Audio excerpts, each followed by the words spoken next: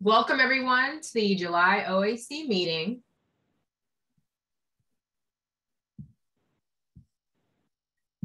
I would like to let everyone know this meeting is being recorded. The meeting is recorded and will be made available later this week on DNR's website. I'm going to go over the agenda. We're going to have approval of past meeting summary, both of them, the meetings in June, the consensus process timeline from Dr. Wilberg, model results presented. We're going to have a break, and then we're going to talk about the new, modified, and combination options to model, public comment, then the meeting will be adjourned. And as you all receive the agenda, on the bottom of the agenda, we also have the timeline for everyone to review that we will discuss. And before we go into the approval of the past minutes, before I take roll, we're going to have comments from DNR. Madam Secretary. Well, thank you, Quinn, and good evening to everyone. And thank you for joining us again for another OAC meeting. I just wanted to take a second to acknowledge and address the letter that we received from some of the members of the commission. I'm not sure if everyone has had a chance to read it yet or not, but in summary, the letter asks about what to expect for the rest of the consensus process, how the prioritization of modeled options is going to work and will continue to work, and then whether or not there will be opportunity for further discussion of the meaning behind some of the options that you all have been discussing. That is a very brief summary in the interest of time of the letter. But I just wanted to say that I think it's actually quite timely because we had already built in some overviews of the timeline and the process in the agenda for this evening. So I just want to say that there are still time to offer ideas, to add additional items to be modeled, including some of those that were recommended in the letter, and then for you all to have further discussion on each item before the final vote. I think returning to in-person meetings may help facilitate some of that conversation. So also a quick reminder that we will return to in-person meetings in August, and Quinn will follow up with some additional details about that. But in the meantime, I've asked Dr. Wilberg to provide further explanation as we go through the agenda this evening. And I would just encourage everyone to not plant flags or draw lines in the sand this early in the process. You all have really made remarkable progress in a very short amount of time, and there's still plenty of opportunity to reach consensus before the process is finalized. We do want a balanced approach, and we really want a real consensus product at the end of this project and exercise, but we need your continued engagement in order for that to happen and for us to achieve that. So with that, I will let you all get on with the meeting, and thank you again for being here tonight.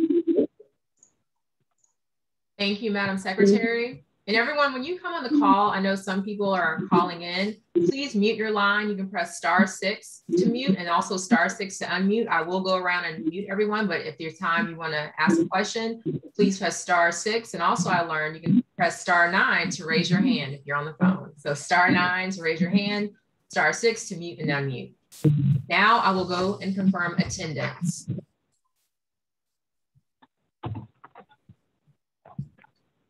Commissioner Bradley, are you present? Commissioner Bradley? Commissioner Brown is present. Commissioner Breyer is present. Commissioner Busick, are you present? Commissioner Busick? I'm here. Thank you. Commissioner Colden, are you present? Commissioner Colden? Present. Thank you. Commissioner Cover, are you present? Commissioner Cover? Commissioner Cox, are you present? Cover's present. Thank you. Commissioner Cox, are you present? Commissioner Cox? Commissioner Dean, are you present? Commissioner Dean? Commissioner Fithian, are you present? Commissioner Fithian? I'm here. Thank you. Commissioner Fowler, are you present? Commissioner Fowler? Commissioner Harrison's present. Commissioner Iliff, are you present? Commissioner Iliff? Hello, I'm here. Thank you. Commissioner Kanaki, are you present? Commissioner Kanaki, I see you. You're present. Thank you. Commissioner Lane, are you present? Commissioner Lane? I believe his proxy is coming online. He just texted me, so Commissioner Height will probably be online for Commissioner Lane. Commissioner Leggett, are you present? Commissioner Leggett? Commissioner Miller's present. Commissioner Mullins present. Commissioner Pluto's present. Commissioner Ruth, are you present? Commissioner Ruth? Commissioner Shockley, are you present? Commissioner Shockley? Commissioner Sikorsky, are you present? Commissioner Sikorsky? Commissioner Swanson's present. Commissioner Webster, are you present? Commissioner Webster? Commissioner Waples, are you present? Commissioner Waples? Commissioner Wilkins is present. Commissioner Witt is present. Commissioner Corson's present. Senator Elfreth, are you present? Senator Elfreth? Senator Hershey, are you present? I'm present. I'm here. Can you hear me? Yes, I hear you. Thank you, Senator Hershey. Delegate Holmes, are you present? Delegate Holmes? Commissioner Judy's present. Delegate Mounts, are you present? Delegate Mounts, and then Commissioner Sowers is present. Thank you, everyone. The first business order is approval of the minutes from the previous meeting. We had 2 meetings last month, so we're going to approve the June 8th meeting summary. Are there any corrections to the minutes for June 8th?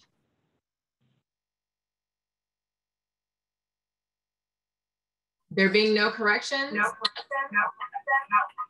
The minutes are approved as circulated. Please mute your line. I heard an echo. Thank you. Moving on to the June 14th meeting minutes. Are there any corrections to the minutes as circulated for June 14th? Yeah, I have one, if that's okay. Yes. Is that Commissioner Harrison?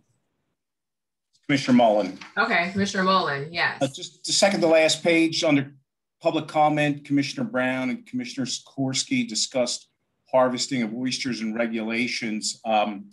Commissioner Brown did invite Commissioner Sikorsky and along with Commissioner Colden to accompany him on his boat to see what actually is going on out on the bay and to experience it. So I just like that sentence filled out that there was an opportunity, an olive branch extended to come out from Commissioner Brown to some of the other commissioners to come on out and see the amount of small oysters in the bay.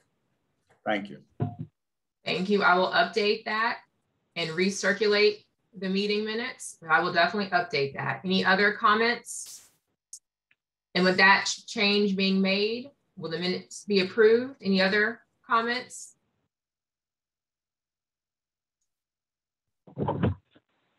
With that update being made, the minutes are approved and I will recirculate them.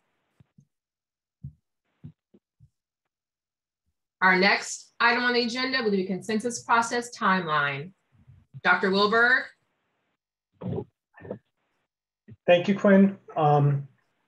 We're starting to get towards the end of the process. Our report is due in the beginning of December.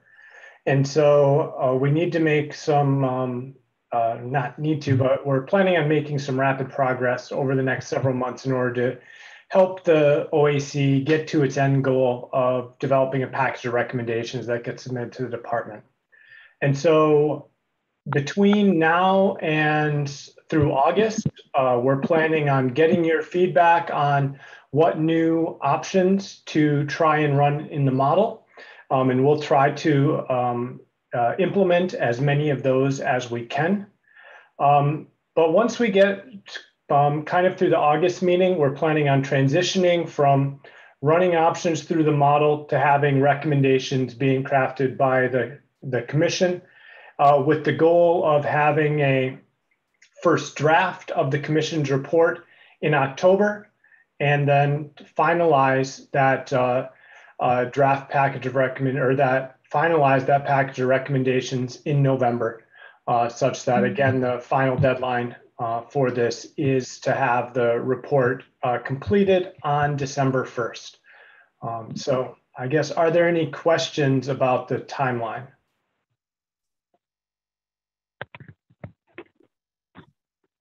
Allison? Yeah, thanks, Mike. So we have model results from the last meeting. We'll have an opportunity to identify model results at this meeting, but am I getting it correct that this is the last meeting where we'll be identifying new model results to run? Not necessarily. We might have some new ones to run after the August meeting. And so, but I would say we're not planning on running any more models after the September meeting. Okay, thank you for the clarification.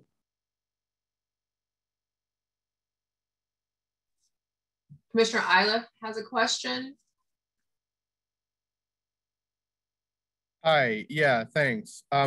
So I guess to follow up on Allison's question, if the anticipation is that this would be the last meeting to talk about new modeling options, then that gives us September or August, September, October, perhaps, to discuss the results before any drafting would take place. And I mean, probably drafting would have to start, to begin before that. I was wondering if either the department or the facilitators might shed any light on what the deliberative process and the discussion process of those modeling results might be, because I feel like it's kind of a tight time frame, and I'm just sort of wondering how much time we'll have to digest those results and discuss them amongst ourselves before we need to start writing something up. I believe after August, September and October, is that correct, Dr. Wilberg, is when we're really going to be writing and discussing. We're going to have 2 entire months, like 2 sessions. That's pretty much what I think we can fit into the current schedule. That's the goal, is to start on recommendations, hopefully get some put into place or hopefully make progress on recommendations at the September meeting, but definitely to try and get that draft package crafted for the October meeting so that everything can get in place to put all the basically polish on it for November, and be able to that, because at the November meeting, we're looking at about 2 weeks, a little over 2 weeks between that and when it's due. So yes, the timeline is fairly quick. Commissioner Swanson. Yeah, hi, thank you very much. First of all, thank you for putting a schedule out there, even a draft schedule, so that we could have a better sense of where we're going. I think that helps everyone. My question has to do with the selection of the model runs. So, we referred back to some work that the group did in July, and I was not at the July meeting, but I did not see a list of sort of the model runs that we had landed on that we would in fact be doing.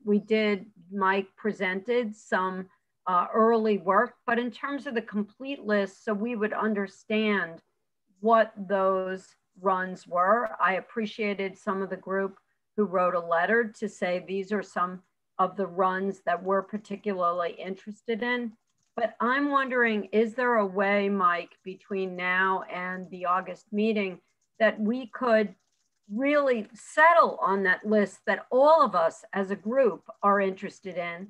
And then the sequel question to that is, how will the process work as we begin to mix and match the results of those runs? Because it's my understanding that we are not just going with one particular scenario. It may be a combination. And I'm very interested in understanding that process, which would have to take place before we started really drafting the recommendations.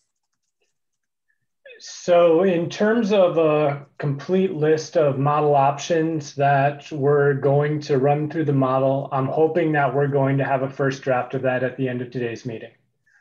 And so that's the goal of the second half of today's meeting, is to discuss those potential options that are of interest and try and get those together. And then we're going to have another shot to fill in the holes at the August meeting. Depending on what the options are, I can't guarantee that we'll be able to get all of the ones that are high priority for the OAC into the model. But just because something's not in the model, or things that aren't in the model are still fully on the table for the OAC to consider as recommendations. So the two aren't necessarily linked. We just want to try and make the model as useful a tool for you as possible. And I guess related to that, what I would say is, in the past, oftentimes when we've proposed a model run, any one of us, you know, it's sort of like, yeah, I think we're going to be able to do that, or yeah, that we could possibly do that. And so one thing that I would really welcome is a point at which you can really indicate we can do that, or we're not going to be able to. And if all of us, for example, knew that your time and money constraints allowed for X number of runs, you know, or X number of scenarios, we might as a group then be better able to negotiate what those should be, you know, so. No, that's a great point. I expect that we'll be able to do somewhere in the neighborhood of about twice as many as we've already done. Probably not more than 3 times as many as what you're going to see today. So we probably have a total of somewhere between 10 and 20 more options that we can consider in the model. Thank you. Commissioner Iliff placed a question or comment in the chat. And then Commissioner Breyer has a question. Commissioner Iliff, did you want to read what you wrote in the chat for people who are on the phone? Sure. I just wrote it in the chat because I had already spoken, but I just wanted to say 6 hours, this is a very weighty topic with a lot of ins and outs. And if we're going to give it the consideration that it merits, then I think we should be really careful and circumspect about what we say. And if there is somebody that says something that you agree with, and you might feel like you could phrase it a different way, maybe just sit that one out instead of saying, I agree with the last person, because it seems like we're going to be pretty pinched. Thank you, Commissioner Breyer. And as a reminder, if people are on the phone, commissioners on the phone, please dial *6 to unmute yourself. *6 if you'd like to speak. Commissioner Breyer. Thank you, Quinn. Thank you, Mike. Very much appreciate the detail that you're giving us. And I think it was part of what we were looking for in the letter. And Jeannie, thanks for your opening comments. I think the timing tonight was good. There was a good overlap of issues that we were working on here. Mike, I wanted to ask a little bit more about, and this may not be in your space, this may be more in the space, Quinn, of you and Memo, but once we have these runs, to Ann's second question, how might we start to deliberate on the multiple combinations? And I'm curious in particular from anyone who participated in the Oyster Futures process in the Chop Tank, whether there are lessons that we can learn from that process in deliberation and combinations of scenarios that might be helpful. I'll work with Memo, but then also with Dr. North and Dr. Wilbur to make sure that the same type of information people receive from Oyster Futures, that we also convey that so that you all have time to see the different options, and probably will receive more correspondence from me coming out in the next few months regarding this. So when we do put the package together, everyone is clear. So I'll work with Dr. Wilbur and Dr. North to facilitate that. Thanks, Quinn. Well, sorry, Mike, one more comment that I just forgot about. When you're putting together the full list of the model runs that are of interest to the commissioners, not to make work for you, but I think to make work hopefully easier for you down the line, if it's possible to describe your intent, your understanding of what that model run or what that management action means, I think it'd be really helpful. I've found in the last few meetings, just a few words describing the model run or the management action has led to some confusion and so potentially misinterpretation or just misunderstandings about what is meant by one action versus another. So to the degree that we can be specific about what the management action does or doesn't do, and spatially where that might occur, I think it's going to allow commissioners to both understand one another better, as well as to potentially evaluate sub options and the like, which we started to do with a few of the management options, but not all of them. No, it's a really good point. And it's one of the ones we are, part of the information packet you received today before the meeting was towards trying to do exactly that and be more clear about exactly what the management options are doing. And so hopefully, well, you will see more of that for the next meeting. It's just been a pretty tight schedule to try and get all the information pushed out to you between trying to get the model up and running. And so we've prioritized put the modeling up and getting the model up and running over giving you documentation about exactly what we're doing, but obviously that's important as well. So yeah, totally we're going to be trying to do it. And that's one of the things that constrains the number of options we can look at in the future as well. Yeah, thank you, Mike. I appreciate that. Commissioner Harrison. Yes, as a member of the last OAC or Oyster Futures, one thing that we tried to stay away from was stuff that was, that we just knew that we would never be able to afford either money or shell wise. And I think that's the way we should go forward. I see one in the letter here. It says regular restoration schedule for all sanctuaries, planting spatter shell and or substrate in existing oyster sanctuaries or planting substrate in existing oyster sanctuaries.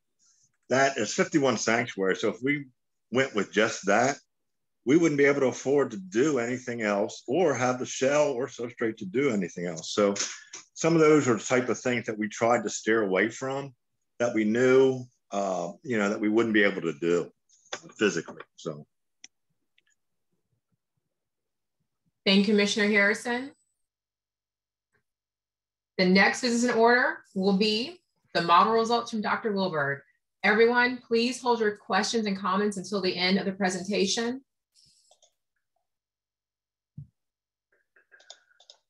Okay. Are you seeing my screen now? Yes, we see it. Excellent. So I'm going to go through the most recent update of the model.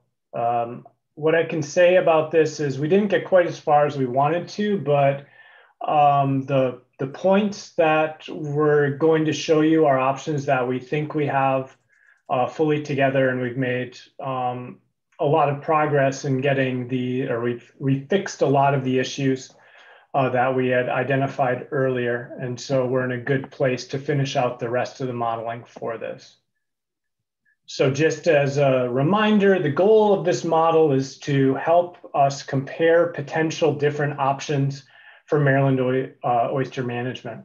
And so essentially we take these options that we have, we put them through the simulation model that tries to describe what we believe we understand about oyster dynamics. And then the model outputs some of the things that we're interested in. So things like how many oysters are out there, the abundance, or how much harvest is there, how much revenue is generated by that harvest, and so on.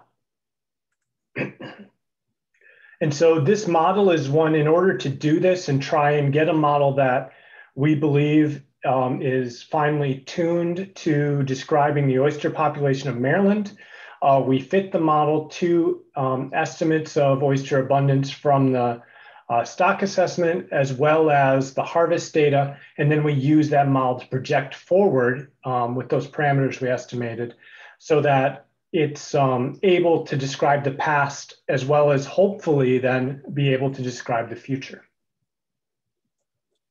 So I just want to run through some of the changes we've made to the model since you saw it last. We went through and updated the model using the most recent stock assessment results. So now the model is current through all the information we have that goes through March 2021. So we put in a lot of effort to try and make the model as recent as possible. There were some issues in some of the previous runs that you saw with the amount and timing of plantings. Those have all been fixed. We corrected issues with some of the bars were open when they should be sanctuary and vice versa. I believe we've corrected all of those issues. We discussed in at least the small group meetings about what natural mortality might look like going forward, and we've settled on using the natural mortality rates from 2005 to 2020 in order to forecast forward, which means that the events like we saw in the late 1990s and the very early 2000s won't be included in the model. And then we also updated the recruitment forecasting in the model, or the SPAT set forecasting. So we've been pretty busy over the last month plus trying to get this all worked out. So I want to show you some of the new fits as well as what some of these trends look like so you know what the point is we're starting from. So what I'm showing you here are the stock assessment results for each of the different regions or NOAA codes by SPAT, small, and market. And the model is fitting the oyster consensus model is fitting the stock assessment estimates just as well, if not better than what it was before. The main thing I want you to look at is that we now have this higher SPAT set in the most recent year to reflect the good SPAT set that we observed last year. So that is now pretty much, you can think of that as the starting point that the model is going to use going forward. We see that in many, but not all of the NOAA codes. And so some areas, it's the highest that's been observed in the time series. But in other areas, like the Miles River or Pocomoke Sound, there wasn't a major SPAT set like there was in some other ones. But overall, again, the oyster consensus model is able to describe the abundance estimates from the stock assessment quite well. And I'll just slowly fit through these. You can see in some of the places where we actually have really high SPAT sets that are kind of off the charts from what had previously been observed.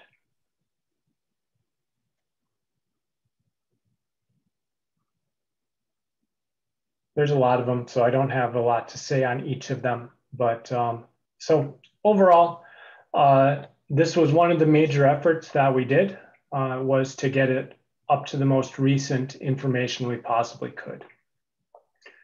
And so now I'm going to transition to talking about some of the results. And I thought I had a slide in here about what the options were, but I'll talk about the options a little bit more later. And so we're going to look at results of each of what I call performance measures going forward. So these are the things that were largely in the bill that set up this process in order to describe what we're trying to achieve with oysters. So one of those is oyster abundance. And so what the forecasts do is, in the case of what I'm going to show you, we ran 100 simulations of each option. And what we're showing you is the midpoint is the line. And so in this case, that would be the middle, the 50th percentile of the results from the runs, and the shaded areas will show you how much variability there is. And so there's about 80% of the simulations are within that range. We've cropped off the bottom 10% and the top 10%, and we're showing you the rest of them. So I'm going to start off, we're always, or typically, we start off with the status quo. And this is the question of, what do we expect to happen under current management? So if we continue current management forward, what do we expect to happen? Or what's our best estimates of what would happen? And so what we have here are plots of the performance measures we've been discussing already. Hopefully you're starting to get familiar with these a little bit. But again, we have adult abundance in the upper left-hand corner, nitrogen removal from harvest in the next panel, total harvest in bushels in the next panel, market abundance, so live market-sized oysters, nitrogen removal from the oyster bars themselves, the fraction of the time that a NOAA code is above the harvest rate limit, a fraction of the time a NOAA code's above the harvest rate target. And so if it's above the limit, that also means it's above the target. The amount of harvest revenue, so this is the dollar value, dockside value generated by the fishery, the amount of surface shell present, and the fraction of NOAA codes that are below their minimum abundance limit. So these are all ones for the status quo scenario, which basically says, let's keep in place the regulations that were in place last year. And for these, what the model suggests is that adult abundance will decline somewhat from these. These results are starting for 2022. So next year is the first year of the forecast that I'm showing you these for. And so next year, all the oysters that were spat will have become adults by then, but the model doesn't expect that trend of increase to continue. It expects the abundance to come back down to about what it was before that, which was about, what's that, about 1 billion adult oysters. For nitrogen removal, it's a similar story. This is nitrogen removal from the harvest. Well, let's look at the harvest first. For harvest, the model expects there to be an uptick in harvest over the next several years, and then a decline back down to about 125,000 bushels of harvest per year. Notice that the range in any given year could be anywhere from about 50,000 bushels up to about 500,000 bushels or more in some years. Market abundance largely is following the same pattern as adult abundance, only it's lagged a little bit. So here we see the increase of the big spat set that we had this year, them growing into market-sized oysters, and then the model thinks they're going to decline back down to about the abundance they were at before. So it doesn't expect that to fuel future spat sets. For let's see, which other ones? The other two main ones we have are nitrogen removal on oyster bars and surface shell. So for nitrogen removal, the model expects that to remain fairly steady. And for the amount of surface shell, the model expects that to decline over time. The fraction of regions where the harvest rate is above the limit is expected to continue around about 30% of the NOAA codes in any given year, although it is declining a bit over time. And the number that are above the harvest target rate are also declining over time, but between 40 to 30%. And the last one is that the model expects that there will be an increase in the number of areas that will be under their minimum abundance threshold over time to where about 20% of the areas are below their minimum abundance threshold after 25 years.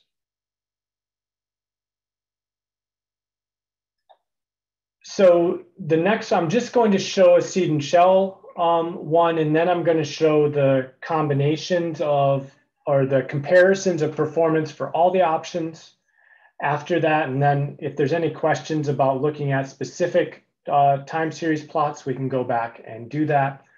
For the seed and shell option, what this is doing is it's implementing the amount of shell and the amount of natural seed are being planted in similar locations at similar frequencies to what was done during 1991 to 2006 in the smaller iteration of the seed and shell program. And so what that means is that there's about somewhere on the order of 2.5 million bushels of shell planted every year. And I'm forgetting how many natural seed are being planted every year. The total price tag for this that I forgot to include in the presentation, but we could pull up one of the other documents or the one that I circulated around, is somewhere around $14 million a year in order to implement this. And the way this option is currently implemented, it's basically assuming that we can buy the shell and the natural seed from somewhere else. Right now, it's not working in the model to take seed oysters from one part of the bay and move them to the other. And so we have something we need to fix in that before we show you the results for that. But so right now, the way this is set up, it's basically saying we can buy a bunch of shell and seed oysters from Virginia and implement that. And so what happens if we do that? We still estimate that there will be a decline in adult abundance, but not as much as there was for the status quo. Overall, the harvest is expected to be a fair amount higher than what it was under the status quo. Although again, it balances out, it bounces around 250,000 bushels per year. For market abundance, we expect to see an increase associated with those recent spat sets, a little bit of a decrease in leveling off. For nitrogen removal, fairly steady with that one. With putting 2.5 million bushels of shell in every year, that pretty much stabilizes the amount of shell. It's not growing, but there's not a net loss when that much shell is being added. And under this option also, there is a bit of a decline in the fraction of regions where they're above the harvest rate limit or above the harvest rate target. And also there's fewer areas that fall below the minimum abundance threshold.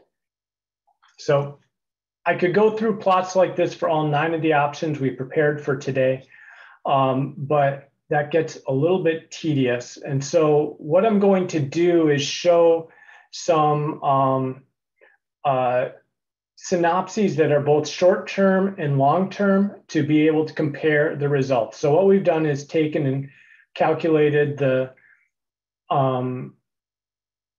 middle range of the performance for the status quo and for the options for the years 2023 through 2027 and 2035 through 2044. So this is our short-term prediction. This is our long-term prediction. And then we can compare those relative to one another to see, does a certain option do better or worse than the status quo across all these metrics? And so that's what we've done in this plot. So what I'm showing you here is the short-term performance of each of these options. I'll give a bit more of a word description, at least, with each of these options, what it's doing. So here we're looking at performance during 2023 to 2027. If we see a place where there's no bar, that means option is doing exactly the same as the status quo. So if we compare the status quo to itself, it's the same. Each of these lines is a different performance measure. It's one of those different panels of the graph that we saw earlier. And so each of these lines corresponds to one of those panels. So we have adult abundance, market abundance. So these are largely put together in similar sorts of categories. So adult abundance, market abundance, harvest revenue, the amount of surface shell, the nitrogen removal on the bottom, the nitrogen removal from harvest, the how frequently you're above the harvest rate limit, how frequently you're above the harvest rate target, and how frequently the population falls below the minimum abundance threshold. And so with all of these, we have 8 different options we're comparing to the status quo. So I described the seed and shell program option that was based on the program that was in place during 1991 to 2006. The next one is completing the restoration efforts as they're planned in the Menoken and St. Mary's rivers. The next one is what happens if we revert back to the regulations that were in place in 2018. So prior to the more recent reduction in bushel limits and the closure of Wednesdays to fishing and so on. What happens if we completely cease plantings of any kind? What happens if power dredging is allowed in the upper bay? And this is specific, so it's only doing power dredging in areas that weren't declared sanctuaries prior to 2018. Now we're open to fishing in those areas. We have this one that I know nobody likes, but it's still here because we had it set up, is what happens if we convert low harvest bars into sanctuaries. And so what we did there is we took and found all of the oyster bars that had less than 200 bushels of harvest during 1999 through 2020. And those were converted into sanctuaries. In your packet, you have the maps for which ones those are. We have another one for opening non-restoration sanctuaries. And then this last one is a restoration option that's at least similar to some of the ones that folks ask for in the letter, which is what happens if we start to invest about $200,000 a year in planting spat in sanctuaries in the Upper Bay. And so that's an annual event, and the bars that get planted rotate. So let's take a look at these graphs and see what they look like, because I think these are the most informative, but they're fairly information dense. So for these top options, they're better than the status quo when they're on the red side. And for the bottom 3, they're better than the status quo when they're on the blue side. So we basically want to be not above the harvest rate targets or limits and not below the minimum abundance thresholds. So the less often we're doing that, the better. And for these, the more abundance, the better, the more harvest, the better, the more nitrogen removal, the better on average, or all other things equal. And so implementing the seed and shell program, again, this is the 5-year performance window. The model estimates that would increase the abundance of adult and market-sized oysters by 20 to 30%. That harvest would be increased by closer to 40%. That nitrogen removal would be increased somewhat, more in the neighborhood of 10%. And this last one is nitrogen removal from harvest. So it's about the same. This is harvest revenue, and nitrogen removal from harvest. So they're all about the same. There's several performance measures that duplicate one another on these. The next one is what happens with completing the Menoken and St. Mary's restorations. Here we see increases in abundance, and the increases in harvest aren't very noticeable here, but we do get increases in the amount of shell or substrate on the bottom, and what's labeled here as shell is all forms of substrate, including artificial substrate, and then also nitrogen removal on the bottom. And this option also tends to reduce the fraction of the time where NOAA codes exceed the harvest limit. The next one is what happens if we revert back to the regulations that were in place in 2018.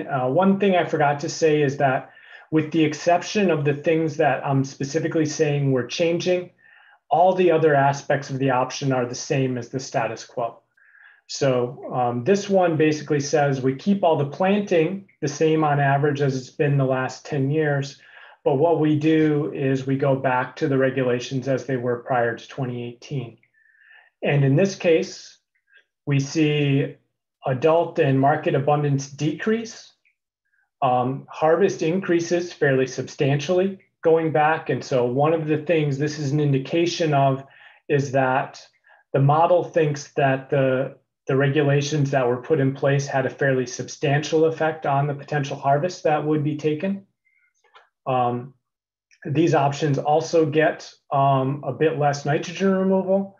They have more nitrogen removal from meats, but they also result in more often the fishery is exceeding the harvest rate limits and targets, as well as more often the population declines below its lower abundance threshold.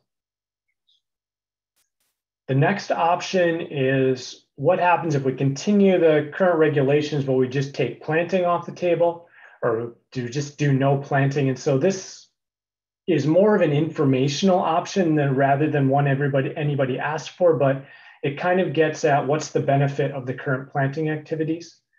And so if those planting activities didn't take place, the model suspects that adult abundance, market abundance, harvest would all decrease by 10 to 15%.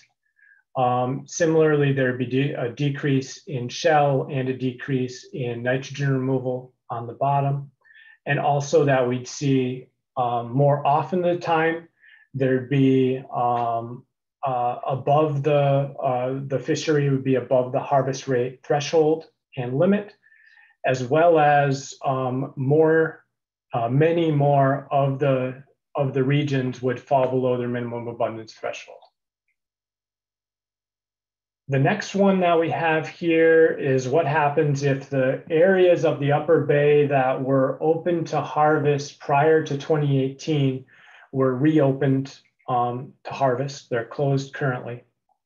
And this suggests that there would be small decreases in abundance and small increases in the amount of harvest, with the other performance measures largely staying the same. The next one is converting low harvest bars into sanctuaries, and that one also has a fairly modest effect. The main effect on it is to reduce the amount of harvest, but only very slightly because these were low harvest bars to begin with. It also reduces the amount of time the harvest rate is below the target. The next one is more to look at what is the effect of the current sanctuary program. And so essentially what happens if all of the sanctuaries that aren't the federal investment restoration sanctuaries, what happens if all of those are simply opened up? So basically it's similar to what the map looked like prior to 2010. And so in this case, we do see that the model expects there will be decreases in abundance of oysters, these first two bars. There will be an increase in harvest of about 10% in at least the first 5 years. But there would also be an increase in the amount of time where the fishery is exceeding the harvest rate threshold and the population would fall below the minimum abundance threshold in more areas more often. And then the last one is what happens if we invest a moderate amount of money putting spat in upper bay sanctuaries. So this is using hatchery reared spat on shell. Like I said, about $200,000 a year invested in this. And when we do that, the model is estimating that there will be a bit of an increase in abundance. The main benefit is that when this is done, some of these upper bay areas are the areas that are already falling below their minimum abundance threshold. And so putting spat on shell there helps the population avoid that in those areas. So this is the short-term performance, the first 5 years. We want to look at that with also with the long-term performance in mind, because really we want to be planning for things that are sustainable and can be continued into the future. And that's what we're looking at here when we start to look maybe 25 years out. So again, the status quo compared to itself across all the performance measures is always the same. When we look at the seed and shell option, we again see that there's generally positive benefits for abundance, for harvest, and for nitrogen removal, as well as positive benefits for the amount of time that the fishery exceeds the harvest rate limits, or that the minimum abundance falls below its threshold. For the completing the restoration options, this again is also largely in line with what we saw for the 5-year, except it's expanded a little bit so that, or the benefits have grown a little bit more in this case, but they're smaller benefits than the seed and shell program, but completing the restoration efforts cost substantially less than the seed and shell program. So again, the seed and shell program, implementing that costs about $14 million every year over 25 years. So over the 25-year time horizon, we're talking a bit over $300 million for that program. Whereas the complete restoration costs about between $25 and $30 million over a couple-year period, but then that investment stops. So these are benefits that carry forward without paying for that every year. When you annualize those benefits so that you look at them average over, or when you annualize the costs over 25 years, they're a more modest cost. We look at the status quo, except for reverting back to the 2018 regulations. The model suggests that we'll have fewer oysters under that, but more harvest. That's a very common trade-off that we see in fishery models, is one between more harvest versus fewer animals. But also the fishery ends up being above the harvest rate limits and targets, as well as more often the population ends up below the minimum abundance threshold with that option, which again is, at least these bottom 3 points are similar to what we saw in the initial 2018 stock assessment with the results and the status of the fishery at that point.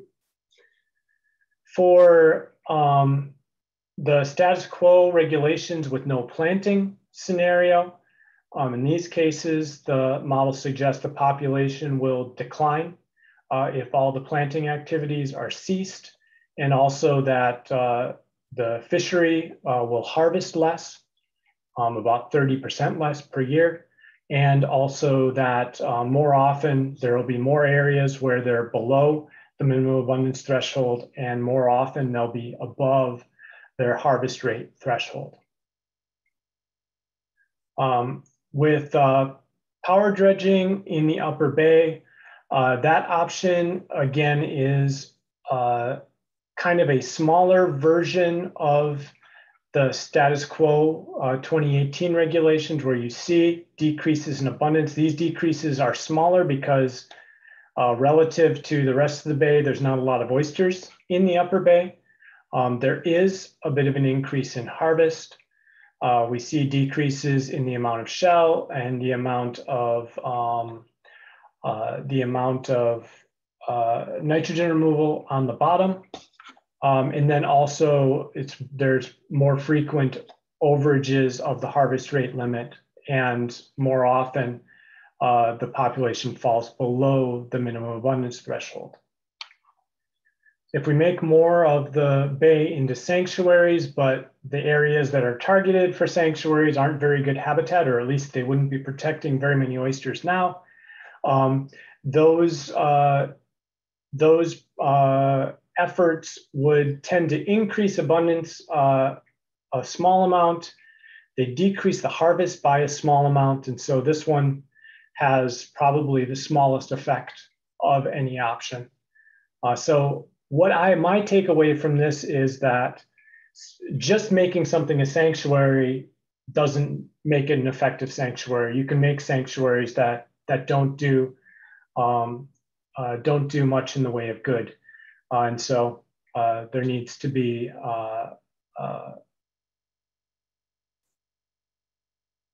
if sanctuaries are going to be a core part of the management effort, protecting places with oysters would be important. What happens if non-restoration sanctuaries are all opened? We estimate there'd be a decrease in abundance and a bit of an increase in harvest. This is about 15% per year. As well as more frequently, the fishery would exceed its harvest rate limit, as well as the population in more NOAA codes would be below the minimum abundance threshold. And then the last one is doing some targeted restoration with spat-on shell and upper bay sanctuaries. And there we see a modest increase in abundance in the upper bay. With the biggest change for this one is that those upper bay areas that had been below their minimum abundance threshold previously were now not above those minimum, or were now above those minimum abundance thresholds. So I want to talk a little bit about what the next steps are and where we're going with this over the next couple months. So the next step is to both talk about the options that we've ran, and with the main goal, hopefully for later in this meeting, is to plan for new options to consider. Some of the ones that had come up before were things like rotational harvest in the Chester River, a man-o-war shoals option. What happens if we achieve the harvest rate target from the assessment across the whole bay? What happens if there's a higher fraction of bottom in the sanctuary, and perhaps being more explicit with that of protecting more oysters than the current option that we included. And then once we have these new options, we're ideally at the end of this meeting, those will be prioritized so we know what will be most important for us to spend our time on. And then we'll go through and update the model for the August meeting. Our goal for this is to try and get you results back for a week in advance of review. To do that, we really have to hustle if we're going to make that time frame, because it's only a month between meetings, and that gives us only 3 weeks to get everything put together, everything drafted to send out to you, and so on. So we're going to try and do that. I will send you what we can at that point, but it might be a little more delayed than that. But I apologize for how quickly or how little time you've had to review stuff before the meetings. And it's part of having these be monthly meetings makes it really hard for doing model development in tandem with that.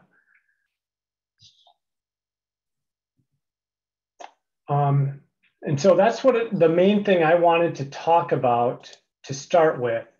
And so I guess the point is to open it up for questions at this point. If people want to see more details on things, I think I have all the materials that were sent out earlier, as well as some other things in the background if we want to look at those to go over questions. Thank you, Dr. Wilbur. We also have comments and questions in the chat, and commissioners, please raise your hand. Will you go up to the chat first, Dr. Wilbur? Sure. Let me find this, just a second.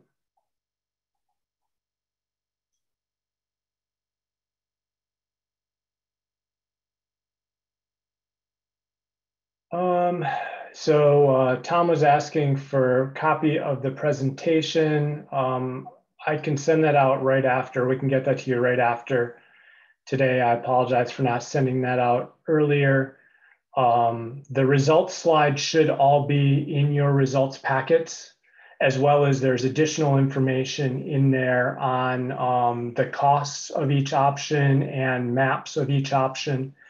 And so you do have more information than what I showed, but I apologize for not sending out the presentation in advance. Also a request to show amount of spat. We can add more performance measures to the plots. I've been actually thinking of getting rid of some of the performance measures we're showing in order to try and make things a bit easier to look at. But obviously the goal of this tool is to have it be useful to the commission. So if there are specific things you want to see added to those, we can come up and do those. SPAT would be an easy one to add. We already have that being calculated and output in the model.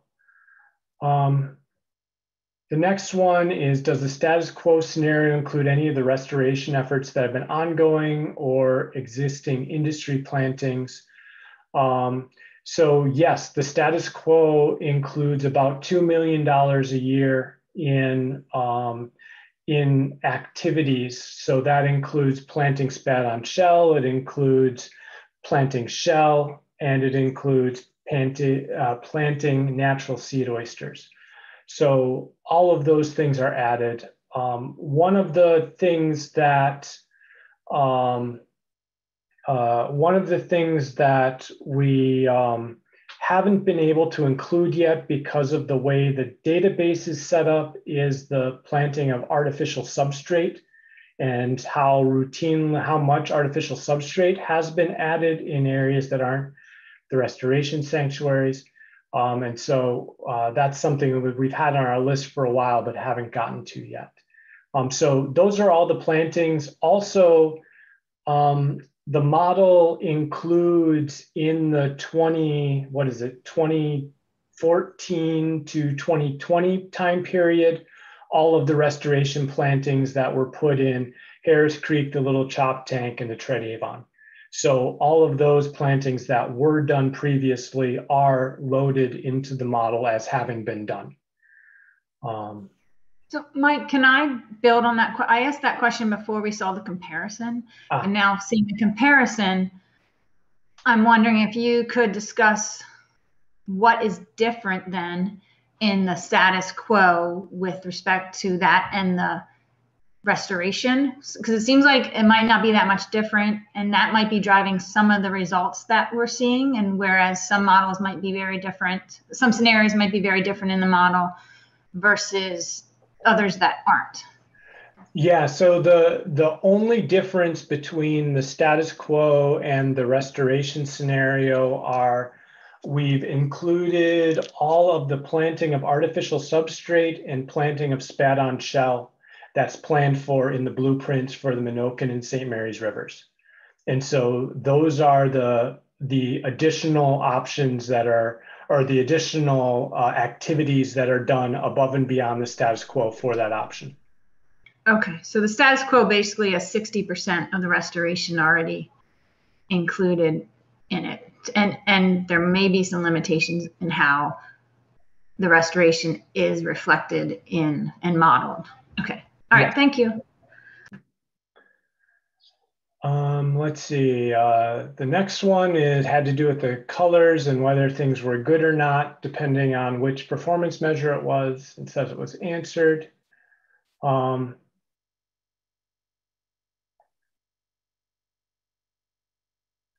So the next question is, why is being above or below the target harvest rate a good or bad thing? If management's working as hoped, shouldn't we be above and below the target in equal measure?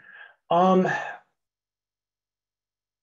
would say that the oyster management is different than other fisheries that we typically work with, particularly federal fisheries, where there's a very strict cycle of get estimates of population size, set a catch quota, and then monitor the fishery relative to that catch quota and try and achieve it. Historically, that's not the way the oyster fishery has been managed. The management's been much looser in terms of kind of indirect effort controls of things like bushel limits and days allowed on the water and where and when and how long people are allowed to harvest for. And so I would expect some of those things to have a bit of a different response than what you might expect from, say, a federal fisheries management. So let's see. Similarly, the percent change in harvest above the limit isn't as important in whether it's above the limit in absolute terms.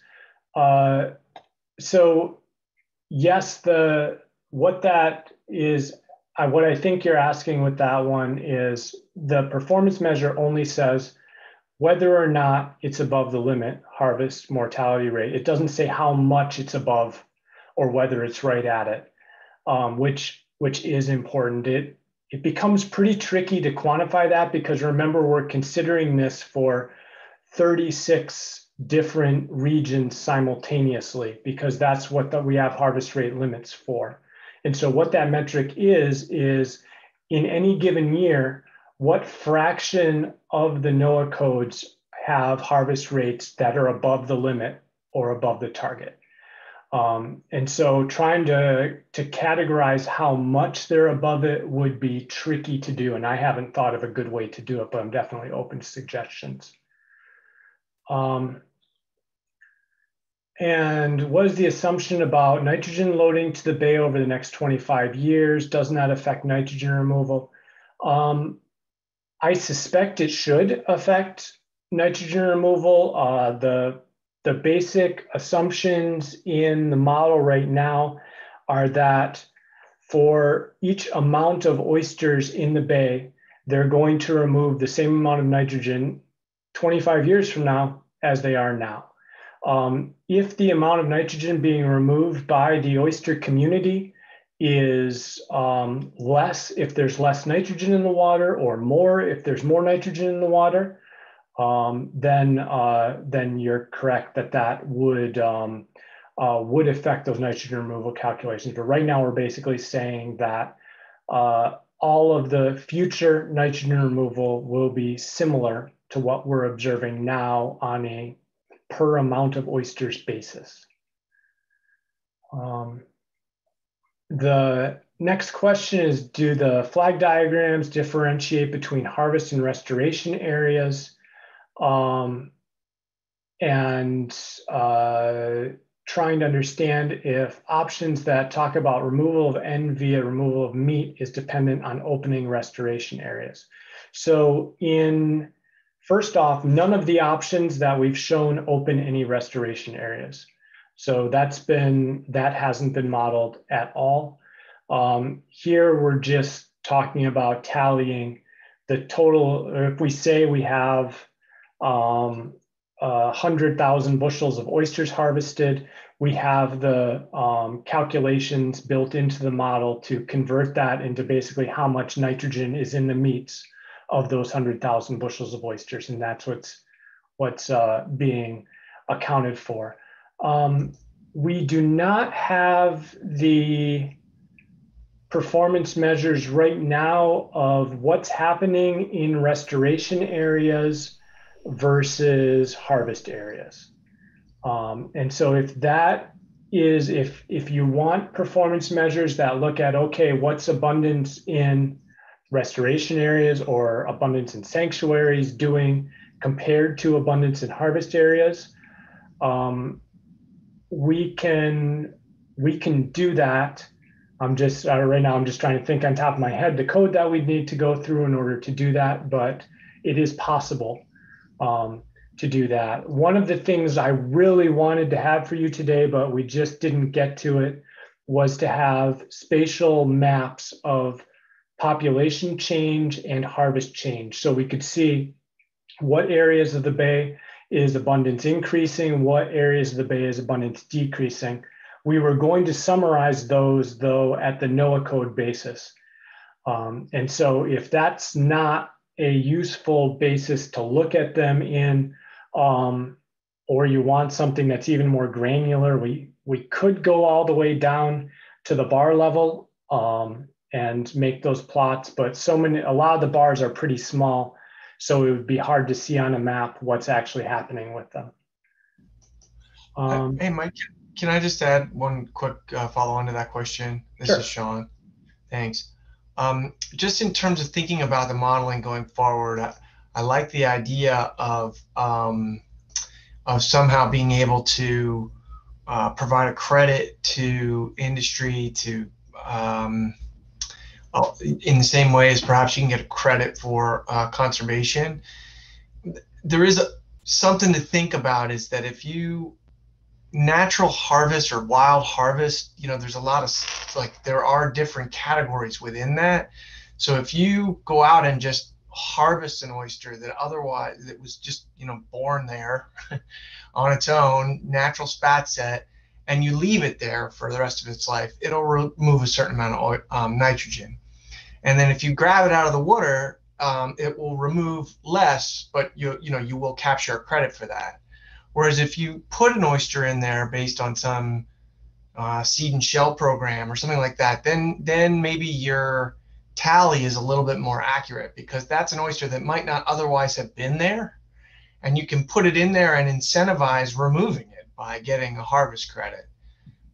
So it's just something to think about as the scenarios go forward, how we want to handle the relative benefit associated with any one of these scenarios related to nitrogen removal.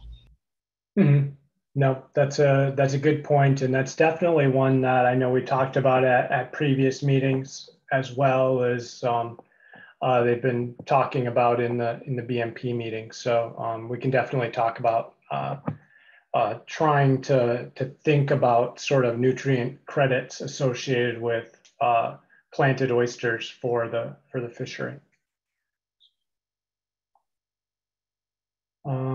Let's see here. So I have some more here. So sorry for the folks who have their hands up. At least you don't have to hold them up above your head, actually, physically.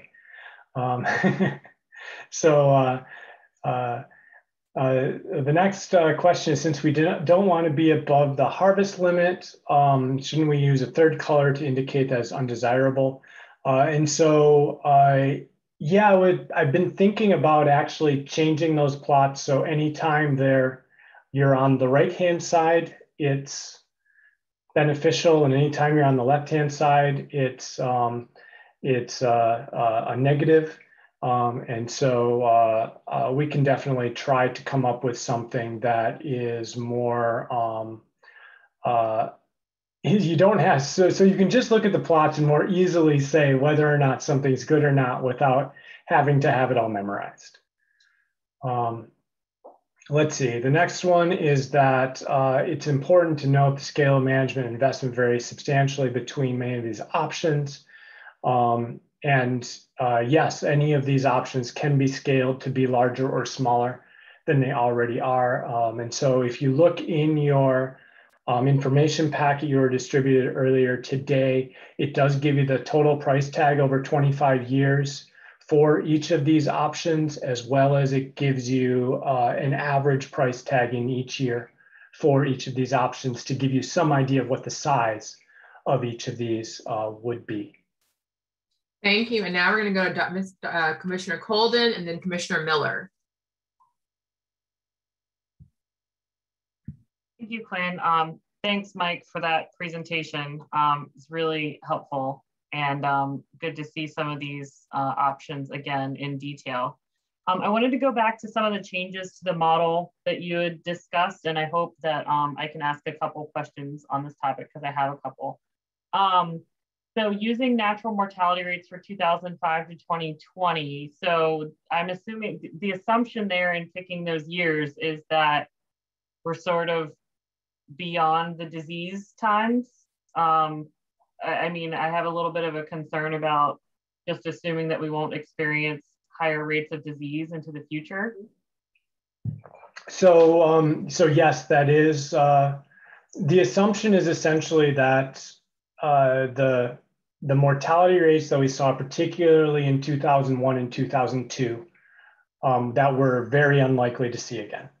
So the model can still generate extremely high mortality rates, but just that those particular years we saw extremely severe mortality across a very wide portion of Maryland, and that seems to be unlikely. And so the evidence I would give you for that, and I don't have the analyses to back this up on my fingertips right now, but for a given set of environmental conditions, or for the environmental conditions that were present in the real early 2000s, the current mortality rates we have observed when we have high salinities and droughts don't come anywhere near the mortality rates we observed back then. And so it does seem like something in the system has changed so that oysters are dying less when salinities still reach those higher levels, and so on. And so that's the justification for doing it. The plan has been to do another set of runs of the options once we have our set of options all together. That actually includes the full range of years to see how much the effectiveness of the different options depends on what those mortality rate scenarios are. Okay, so it'll be a part of a sensitivity run? Yep. Okay. What did you mean when you said that you updated the recruitment forecasting? So this was a small glitch that was in the model that we found when we updated it to the most recent year. The model hadn't been including the most recent year's recruitment when it was considering its forecast. And that actually mattered quite a bit when the most recent year was really different than the years before it. And so that was specifically what I meant by it. But what the model is doing more technically is it looks at how much better or worse recruitment is in all of the NOAA codes together and tries to project that pattern forward. I'm trying to say this in a way that makes any sense, and I'm failing. That we basically model the distribution of how much better or worse recruitment is than we would expect based solely on the number of adults. And that extra variability is probably largely driven by environmental variability in any given year. And so that variability is projected forward, but is based on all the previous years that are included in the model for that. And so it basically says, well, two areas that are close together are likely to have more similar good or bad spat sets in a given year, rather than they just be completely random. Thank you. And I have just one last quick question to clarify the complete restoration option. So this is now being implemented in the model on the same calendar that's laid out in the restoration blueprints. So in the short term, the St. Mary's would likely be completed for a year, or maybe completed in 2023. I'm not sure what the blueprint says. And then Minokin would be completed in the middle of that time frame under the short-term performance. So we're looking at like really short-term in terms of these being fully implemented, right? Yeah. In terms of the short-term performance, and I don't think right now we have it set up. We simplified things a little bit from the exact blueprint. I think we have all of the St. Mary's being restored in 2023 and all of the Minokin being restored in 2024, or it's 2022 and 2023, but I think it's 2023 and 2024. But I can get that exactly. So, but yes. Okay, so it's not on an annual basis. It's all implemented in the model in the predicted end year of the actual work. Yeah, I think so. Okay, thank you. Commissioner 50, do you have a question or comment? Well, can you hear me? Yes, we can hear you. Okay. I had lost you for a while there. I'm on this phone and it cuts off. I just want to say that there was a ton of information given by Dr. Wilberg earlier when he first started out that we could have talked and discussed. We could have discussed that all night. I think the most encouraging thing for me is that I understand that we're going to have a meeting in person next month, and I mean that would be to me is the ideal situation when you have that much information thrown out there for us to discuss. An in-person meeting, and maybe if we really want to get it completed, maybe we start meeting in person twice a month instead of once. But I would have there was 100 things, I guess, that we could have probably commented on or discussed in all that information he threw out there, and it's this virtual and on the telephones just it's very inconvenient, and I don't think it's as productive. Nowhere near as productive as when we start meeting in person again. Thank you. Thank you, Commissioner Fithian. And as we stated earlier, and as Madam Secretary stated, I will be providing more details as the date nears, and we will be in person in August. Commissioner Miller. Thank you, Quinn, and thanks, Mike, for the presentation. You answered a little bit of my question in answer to one of Allison's comments about recruitment, and you said there's some degree of spatial autocorrelation there. I wonder whether you would just provide some sort of reflections on the degree to which you're happy with the spatial and temporal autocorrelation in SPAT sets going forward, in what the model is forecasting compared to what we observe in the past sort of 20 years or more in the spatial and temporal pattern of SPAT set. That's a tricky question, Tom. So, Commissioner Fithian, please mute your line by either dialing *6 or just mute your phone. So if I mute you, you may not be able to mute yourself. Thank you. And so the oyster spat set, particularly in Maryland, has tended to be sort of extreme events. And so if you look back through the fall dredge survey information and reports from the late 1930s through the 1980s, there was pretty consistently one good spat set a decade. And then we didn't get one for between 1997 and this year.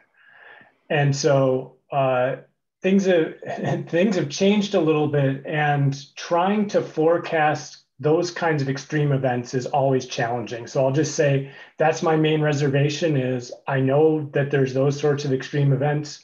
It's a challenging thing to try and forecast them, especially if oysters start to go back to their once a decade frequency of having good spat sets. Right now, the model probably would say that that's pretty unlikely because we haven't seen those sorts of things over the last 2 decades. So that would be what I would say is the biggest challenge in doing it. The other thing that we talked a bit about in the small group meetings that is also tricky, for lack of a better word, is that the model is including a relationship between how many spat can settle out and how much shell there is. And it's estimating what that relationship is based on the historical data from 1999 through 2020.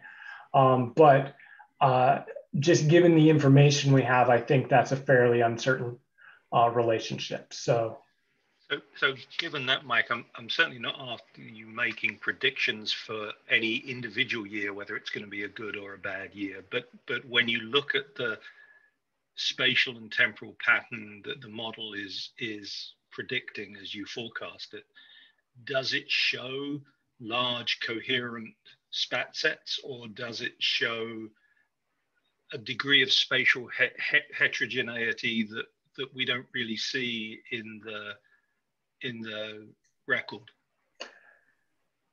I don't feel like I have a good way to answer that, and that's something that I don't believe we've plotted out for. We've just kind of looked at the numbers and thought they looked reasonable, and there wasn't anything in them that jumped out as surprising or being weird looking. So, but trying to look more at the results spatially is the direction that we want to go. So we want to be able to look at which parts of the bay are doing better or worse under these things. And so I'm hopeful that we'll be able to show you that at the next meeting. Yeah, thanks. I think that's an important component when sort of restoration and rebuilding plans don't go as expected, either to the benefit or unfortunately to the worse. It's usually because recruitment was somehow different than the model allowed it to be. And I was just trying to see whether you were at least getting the large scale coherence that we think is a feature of recruitment.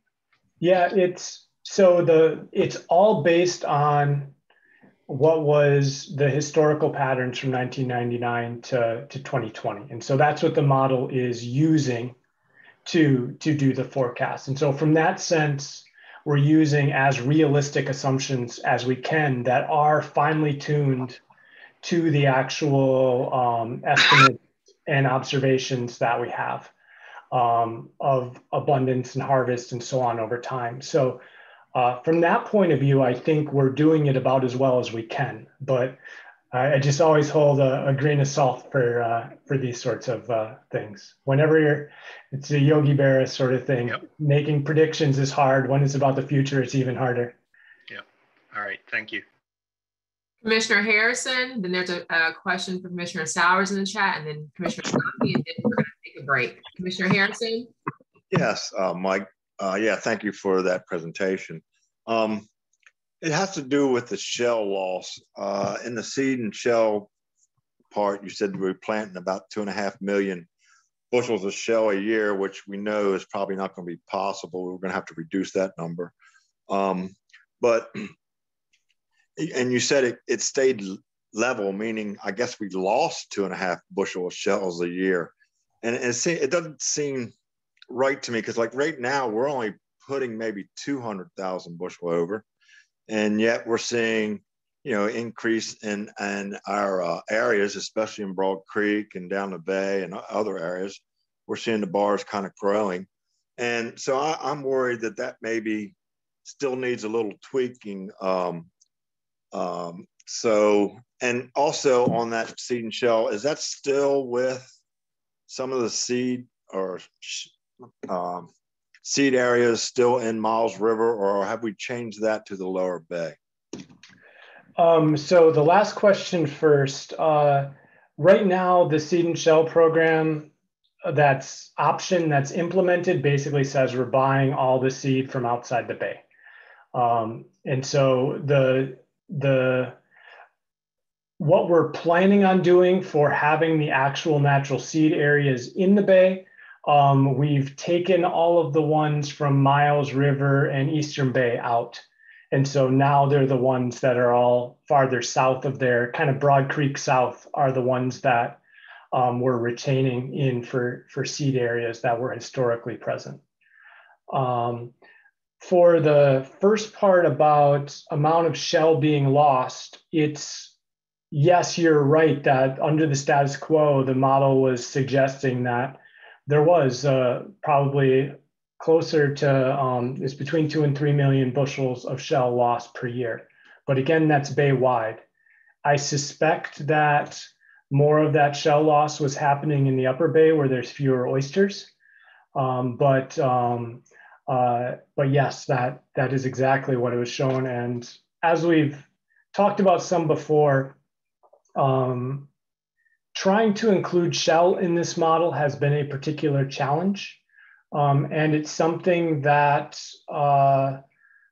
we've really tried to do the best we can in order to do that. But we recognize that both the information on shell and how shell is changing, particularly in different parts of the bay, is something we don't have a lot of information on. And I suspect that's the biggest weakness in the model right now. But at the same time, I think we've made huge strides in order to try and have more realistic shell in a model. And so this is, while it's still a challenge to do it, we're making progress on it. And I think we've done a better job than other oyster models that I'm aware of in how we do this. Okay, thank you then. Dr. Wilberg, there's a question in the chat from Commissioner Sowers, and then Commissioner Kanaki has a question. From Commissioner Sowers is, along with the monetary cost for each scenario, it'd be good to have the other costs, such as the amount of shell or spat on shell that's needed. If you have a chance to look through the information packet we sent earlier today, you'll see the amount of materials needed and the amount of spat and natural seed in a table for each of the options. So you do have each of those available. I just forgot to put them in a graph to summarize the options for this presentation. And so for next meeting, I will try to come up with a good way to put that up as a synopsis so we can remind everybody. Commissioner Kanaki, did you want to ask your question? Yeah, thank you. Yeah, so just piggybacking on that, Mike, and then creating that synopsis, could you produce some of the financial metrics associated with each scenario? And I'm thinking about two in particular: Fisher revenues and how those revenues change as harvest changes, and then also how the nitrogen removal, benefits change. And I'm sure you're aware of some of the literature that monetizes that using different economic approaches or nutrient credit markets. So would that be possible as well to have a kind of a more clear, it's not a cost benefit analysis per se, but it's just monetizing both sides to kind of look at the aggregate, the costs of the management, and then the financial return, right? Yeah. Like I said, I know pretty much nobody's had a chance to look at it because we got it to you so late in the game, but we did send out some of that, or we summarized some of that information in the results that were sent out earlier today. And so you can see the at least harvest revenue, the amount of nitrogen. We don't have the nitrogen monetized in that. And I'll talk with Lisa about some reasonable numbers that we can put on. Lisa Wanger, who's also part of the modeling team, for reasonable numbers we can put on potentially monetizing that nitrogen removal to do that. But yeah, we're working towards trying to provide the information to be able to look explicitly at those things you're saying. And so you can look at the difference between the status quo and what another option achieves as kind of the benefits that are achieved by that other option over what we're doing, and then look at how much different the cost structure is for it and make some balance estimate of, does this seem worth it or not? Excellent. Great. Thanks, Mike. Commissioner Colden has a last question before we go to break. When after I raised my hand, I realized that you said that Scott had the last word, so I appreciate it. Mike, something struck me that you just said with respect to the model, and I think information in general. You said the information on shell and how it's changing in the bay is one of our biggest challenges. So I'm just curious, I don't know if it's come up before at this commission, it's come up before in other meetings that I've attended, but trying to get a new bay bottom survey, comprehensive bay bottom survey, has been brought up before as a priority. I'm just wondering if you could speak to whether or not that would be a helpful recommendation from this group in terms of improving this model in the future. Would it be more helpful to have a comprehensive bay bottom survey that covers the entire bay? Or if it's more about how shell is changing over time, is it better to have smaller but more frequent, temporal measurements versus another, Maryland Bay Bottom survey a la the 70s and 80s? Right now, I would say that our current understanding of the state of the Bay Bottom is really out of date. And that's something we've really struggled with in terms of trying to put this model together. And so I think that's probably even more important than doing studies of looking at how the shell is changing over time in different places, although they are also important. I could see them coming largely from different efforts. Trying to do something like a Bay Bottom survey is such a huge effort that it's only been done twice before. So so trying to do another one of those, I think, would be really beneficial for this sort of modeling effort. It was also one of the recommendations that we made for the 2018 stock assessment as well, as one of our top research recommendations that came out of that process. This reminds me of one of the many things I'm tardy on getting to you is a list of potential research recommendations of things that we've come up with through building this model that you might consider making as recommendations. And so that's something that we will pull together by the September meeting so that we have our thoughts together on research recommendations that the OAC might be interested in considering. Thank you, Dr. Wilberg. Commissioner Colden. So I was just saying thanks to Mike for that answer. Thank you, everyone. Due to the time constraints, we're going to take a 5-minute break, not a 10-minute break, but a 5-minute break. So we will see everyone in 5 minutes.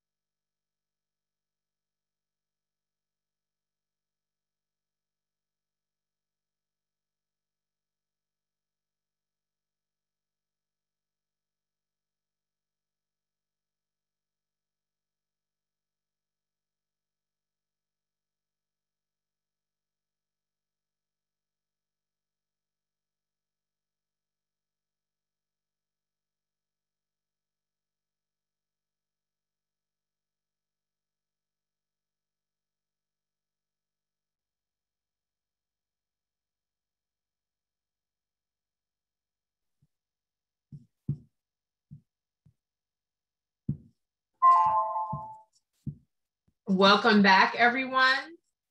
As a reminder, this meeting is being recorded. Our next business in order will be the new modified and combination options model by Dr. Wilberg.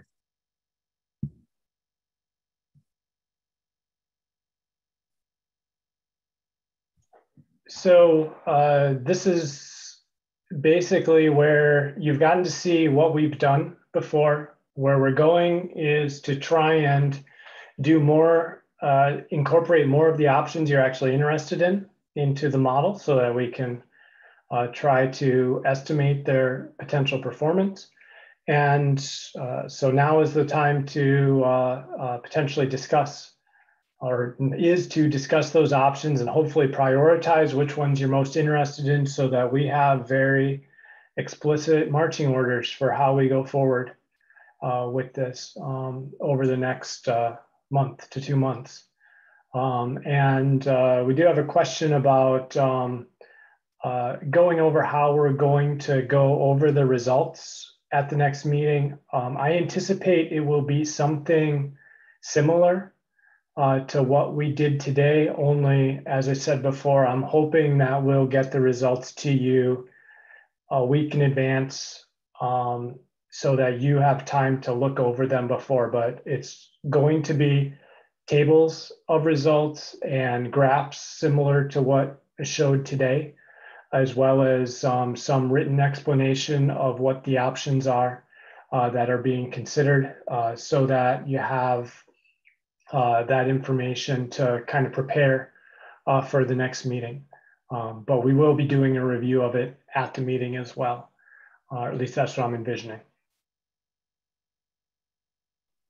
Are there any comments and questions? So our objective is to develop a list of options to be modeled and have results shown at the August meeting. So we're basically going to be combining different model options. So Dr. Wilberg definitely wants to discuss and have input. So if you have any questions or comment, please raise your hands or place your question in the chat.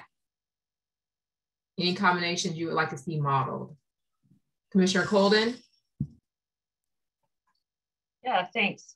Is this new or only combined at this point? I think we can do either at this point. Okay. So one thing, and I'll just pluck this out of the letter since I was one of the signatories, and Jeff already brought this one up.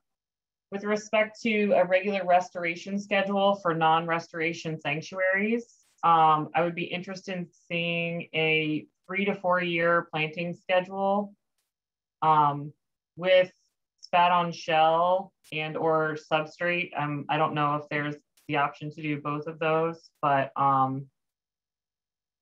or the combination thereof.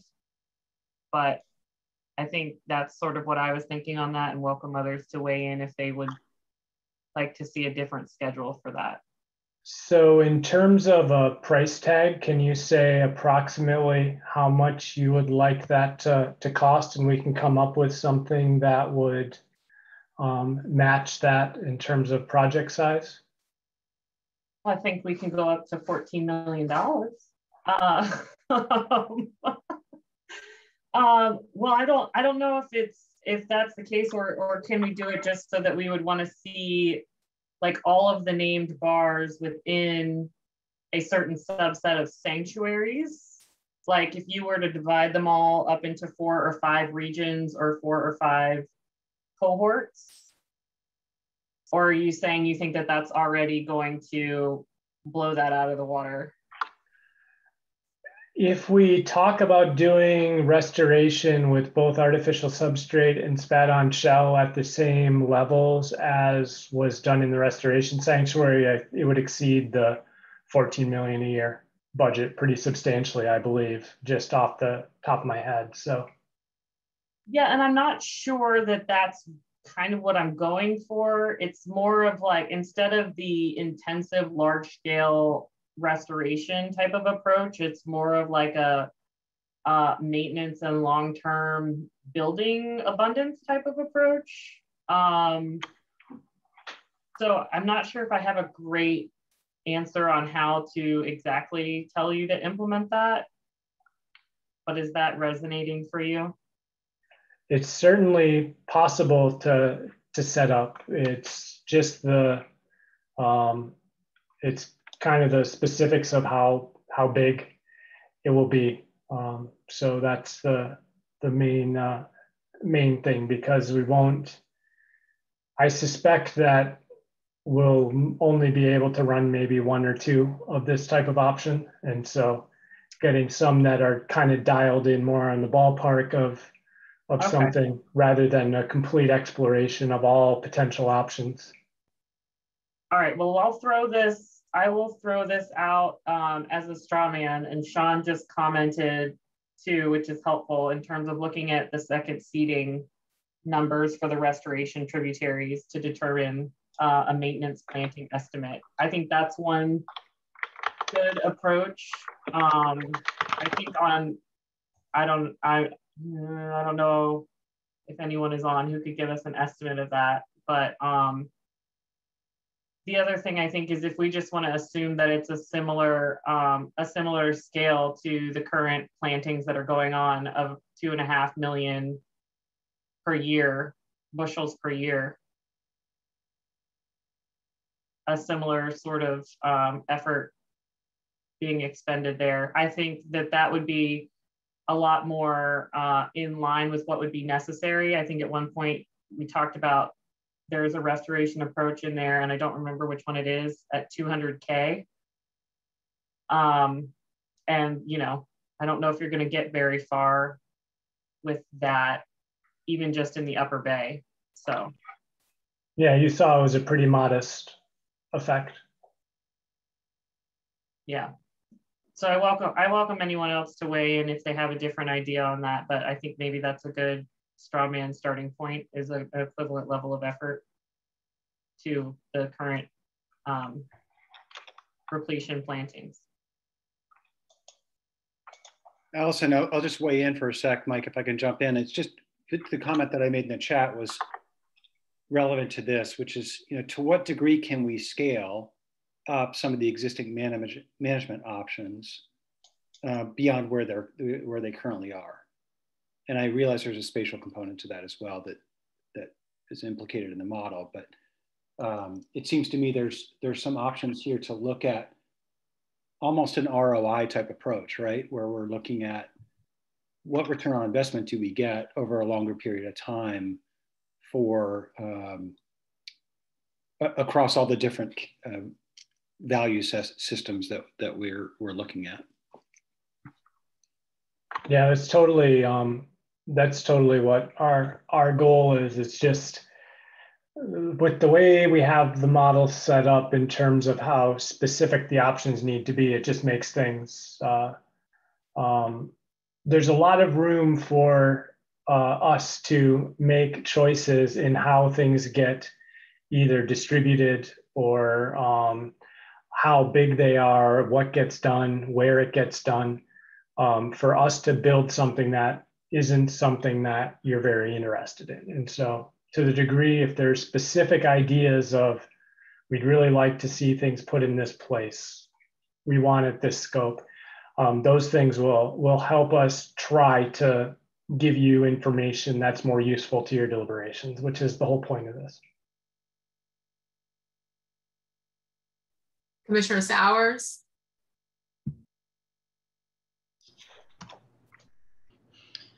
Yeah, hi. Mike, do we have any information that we could use to set up a tributary where it's a mixed use? So we have some sanctuary bars, source bars, and then harvest bars that are sink bars.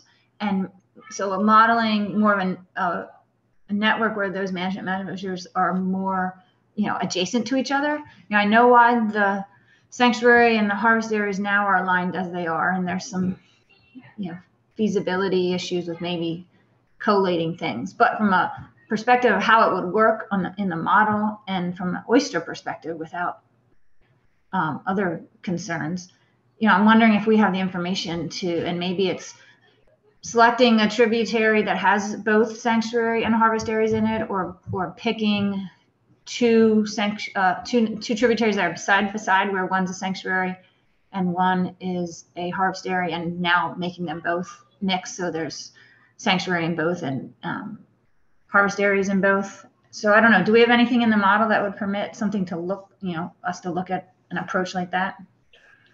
So absolutely, we can do that because we can control for every one of the 1,082 oyster bars in the model. We can control, is it open or closed? What gear is it open to? And then what sort of other activities in terms of planting happens on that bar. So essentially any combination of things you can think of for that, or almost any combination of things you can think of for that, we can do, as well as we can rotate those options as well. That's part of it. We can include things where bars get open and closed. So rotational harvest sorts of activities as well as rotational planting activities. So something gets done regularly, like say, okay, we're going to plant this bar every 5 years. And so those sorts of options are all possible. So we can turn on and off features for bars, but we probably don't have the information to suggest which ones should be source bars, versus which ones are in reality sink bars. Like we don't have that type of information probably. Not at that scale that I'd be confident in. I would say that the larval transport model that we're using to describe where larvae go from each bar and where they land on other ones at a course level is should describe things pretty well.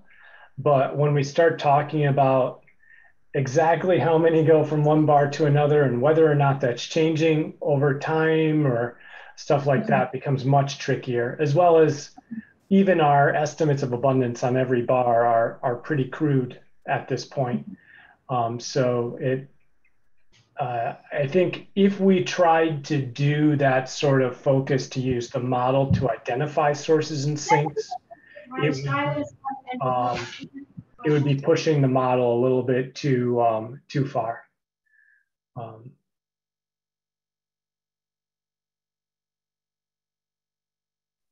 Thank you, Commissioner Sowers. Any other comments or questions or options, combinations that we'd like to look at for the August meeting? Commissioner Swanson?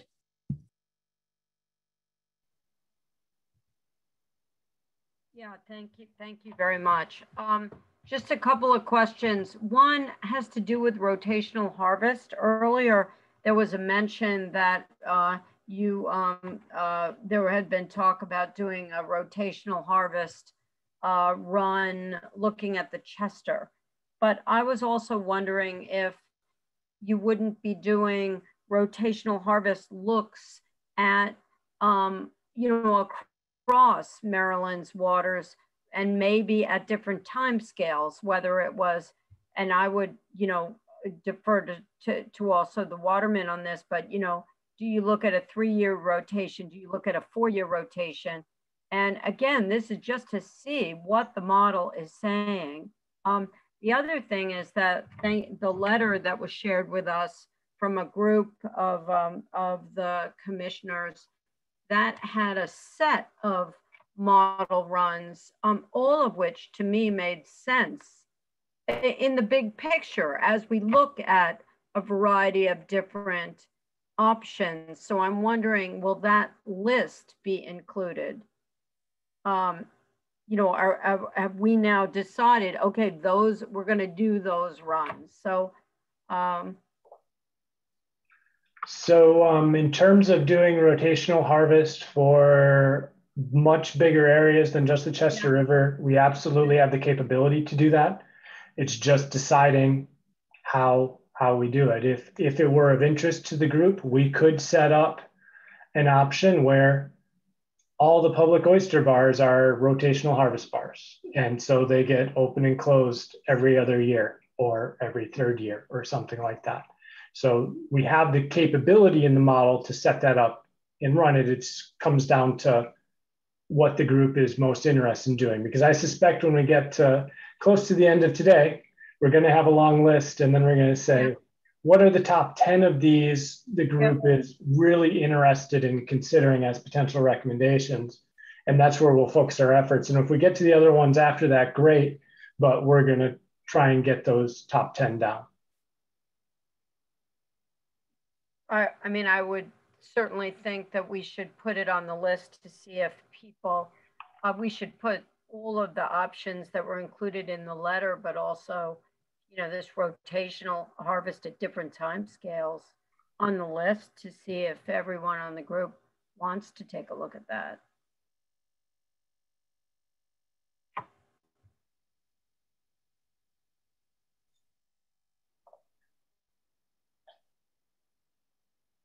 Anything else, Commissioner Swanson? No, thank you very much. Commissioner Miller? So I just wanted to follow up on Anne's suggestion. And Mike, this is a question I suspect as much about data availability as it is about your ability to model it.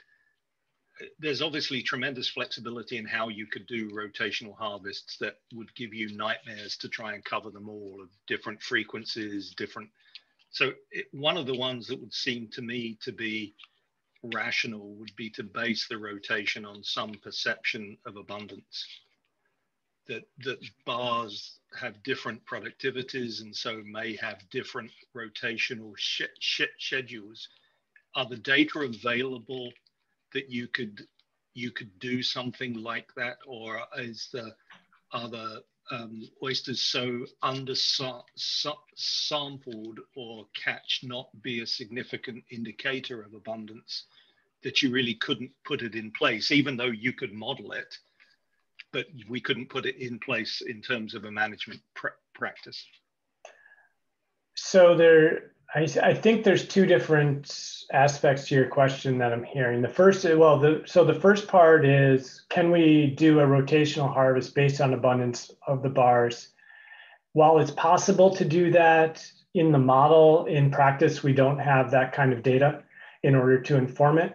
What I would rather suggest that if we're going to consider that sort of option, we use the historical harvest time series to identify as a proxy for what the potential is of different bars, and that then be used in that way if we're going to set it up like that. And then the other part is the practical side of these. It's like, yes, we can have some bars that are open and then open every other year, and the bars right next to them be open every 4 years. And we could base that on the historical harvest information as to how we set that up. But whether something like that is actually practical and enforceable is a completely different set of concerns, and those ones aren't really modelable.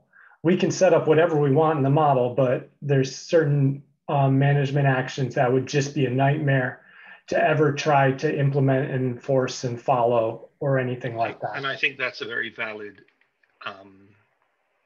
issue that I think you know, the department could weigh in on terms of what they believe is feasible from a monitoring and enforcement point of view, and indeed the watermen as well could weigh in terms of the scale at which they believe rotational harvests are practical, and I would certainly be interested to hear both of those viewpoints.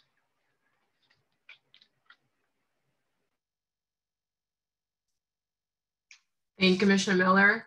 Commissioner Sowers had a comment in the chat. I would appreciate if you would all consider the pros and cons of modeling a mixed-use tributary where sanctuary reefs and harvest areas are in closer proximity. Commissioner Colden.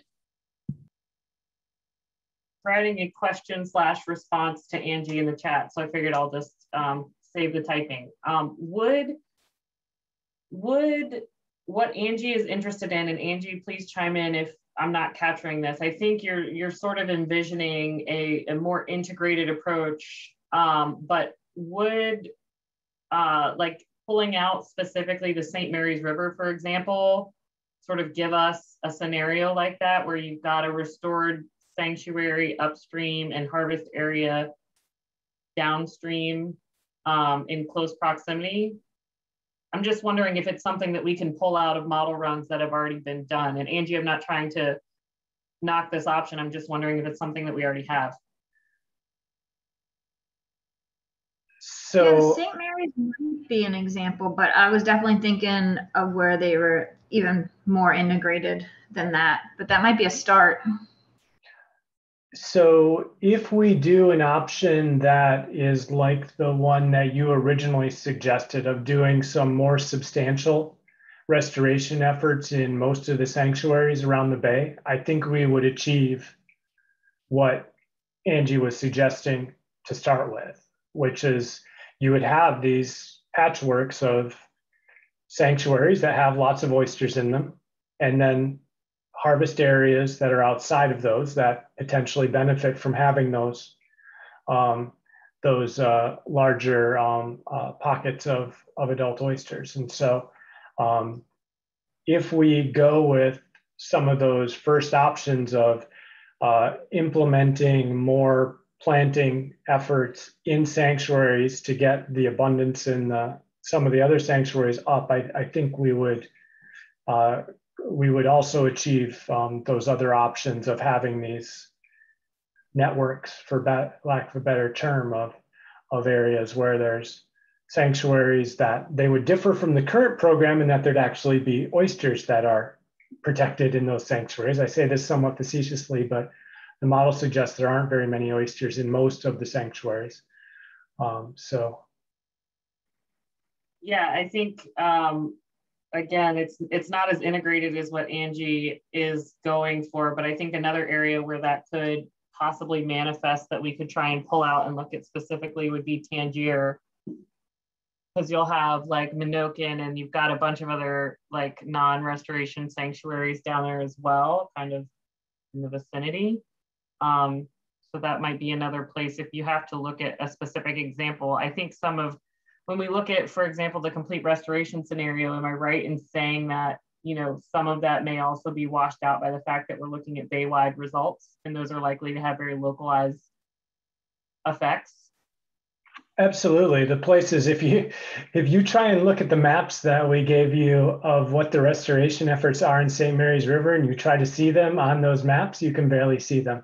You really have to zoom in to see those oyster bars when you're looking at the scale of all of Maryland. The Minokin ones are more obvious, but yeah, they're not gigantic in the grand scheme of things. One of the things we're hoping to show you, or intending to show you at the next meeting, is spatial plots of just a few of the performance measures. So the two we were going to focus on were changes in market oyster abundance and changes in harvest, and to do those NOAA code by NOAA code, so that basically you'll get a map associated with each option of where things increased and where they decreased. And so you'd get to see, okay, well, in this one, things are looking better in the upper bay, but the rest of the bay all stays the same, or something like that. So that's what we're hoping to be able to show you for next time. So basically you get a map that's color coded. Each NOAA code gets a color that says whether or not and how much it increased or decreased for harvest or for abundance. If there's other sorts of things you would want to see instead of those, or in addition, we can try to do that too. I think the maps are going to be super helpful. I think abundance and harvest makes sense. Sometimes they're opposite, sometimes they're not. So that'll be an easy way to determine where they're not, and that to me seems like a good option. And then I'll just put in a plug, since I have the mic still, about modifying that sanctuary option that we currently have. The low harvest sanctuaries, like you've been saying a couple times tonight, the sanctuaries do best when they're actually protecting something of value. So I'd be interested in seeing that one adjusted to actually put some more high quality habitat with oysters in it in sanctuary areas. Thank you. Commissioner Harrison, and then Commissioner Judy has a question in the chat. Commissioner Harrison?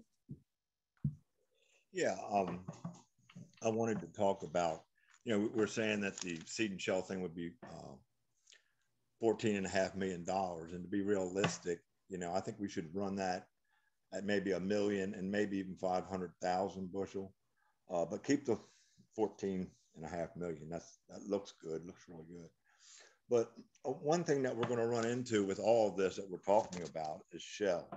And, you know, we still have to address man-of-war again, because, you know, this past year, I think we planted 200,000 bushel shells, and that was all we could get. So that's going to be a problem. And also money. And one thing that I think needs to be addressed by this OAC, and there should be some kind of recommendation, and it has to do with the bushel tax increase. We've tried to do it over the past 3 or 4 years, and then we've been unsuccessful. And I think that it should come from this group. And Johnny Mounts is willing to step up and do the bill. So that's all I got to say. Thanks, Jeff. We can definitely look at some of the seed and shell options with smaller amounts of shell that would bring the budget down appropriately. I think in terms of a bushel tax option, it's definitely something for the OAC to consider, but changing the bushel tax wouldn't really have an effect in the model, or wouldn't have an effect in the model, so that wouldn't be an option that we can model. Dr. Wilbur, will you check out the chat from Commissioner Judy? So Chris is asking about looking at the Eastern Bay as one of those mixed use areas that we've been talking about. And yes, certainly Eastern Bay could be one of those, an area to focus on some of those efforts. And honestly, most of the NOAA, or most of the parts of the Bay, have some sanctuary either in them or just right next door to them. And so we could look at those. I think the real trick is, like we were saying, of being able to figure out what's the effect of having those things next door to one another versus just in general. So that proximity effect, while it is being tracked in the model, it's not something that we're currently outputting and analyzing to try and bring back and say, here's where that would be good and here's where it would be bad. And at least off the top of my head, I'm reticent to say that I think the model would be a really good tool for that, at least based on the current information we have in it. Mike, a follow-up to that then, whether Eastern Bay or some such other area, what type of information would you need to even get started? Because I mean, this is just an idea. I assume you would need some specifics, some sort of framework. Yeah, the ideal things we would want to know is what activities get done where and how often. And that's what we want for all the options, whether those activities are planting activities or what sort of fishing activities are allowed. Those are the things that we really need to have in order to define any of these options that we want to consider. Is that something we could discuss or exchange through email? Just a general schematic of the when, where, why, and how, et cetera, et cetera? It would be okay through email, but as I said before, our ideal coming out of this meeting is kind of a prioritized list of what those things would look like. And especially if we're going to get if we're going to have results to you a week before the August meeting, that's only 3 weeks away from today. And so saying we're going to push stuff back about decisions about what options we're going to do, even for another week while we email back and forth, makes it more unlikely that we wouldn't get that implemented. Commissioner Busick and then Commissioner Mullen. Yeah, I just got a couple things to say. I mean, because I keep on hearing about man-of-war up here. And everybody wants to chop up man-of-war, take shell off of man-of-war. There's so many other bars down elsewhere that doesn't have nothing on it that you can go chop up. Unless you go down there and actually look, you don't know what's on this bar up here. with all this salinity we've been having the past few years, how can you sit there and say man of war needs to keep on being addressed? There's nothing to address on. Man of war's fine the way it is. Everybody wants to go and get shelled. There's other places to get shelled. Why don't you go to, these place sanctuaries? Go get shelled from there. Why don't you give up? Why don't other people give up their bars in other states, counties, and go dig them up? There's plenty of dead bars around. It's not just, we'll go up to Baltimore and take man of war. I don't think that's fair. And you keep on addressing it, and that's just wrong. We'll all have that discussion when it comes. That's all I'm going to say about it. In terms of actually modeling those sorts of things, we do have the ability to model that sort of shell dredging on any of the other bays or on any of the other bars. And so that could be done. The bars would have to be identified as to which ones they would be and how extensive the dredging activities would be. And we'd make guesses about how much shell that would reclaim. But that yes. bar's been under fire for years. Everybody's been wanting to dig it up. But I'll tell you what, I have oyster in Eastern Bay. And I can tell you there's spots in Eastern Bay that doesn't have nothing. Okay, and the shell is actually easier to grab. So, I mean, there's places in the Chester that there's nothing growing. So I hate hearing people single out man of war. Yeah, you're going to go after a bar. There's life on it. I just don't get that. Then it's one of the last oyster. It's one of the last oyster bars. It is the last big oyster bar in Baltimore County. So when you sit there and go, let's go cut up man of war. I don't think that's accurate. I don't think that's fair. Let's go ask the people how they would feel. Hey, we're going to take the last oyster bar in Baltimore. That's pretty smart. If anything, we should be addressing maybe, like I said, dredging or something like that. Some of that normal, idea to turn everything over. Because like I said, there's sanctuaries that are buried right now. There's nothing growing on them. You're protecting them for what? Just so sludge comes and covers them up? I mean, that's all I got to say. It just doesn't make sense for people to keep on targeting a bar. Yeah, there's many out here.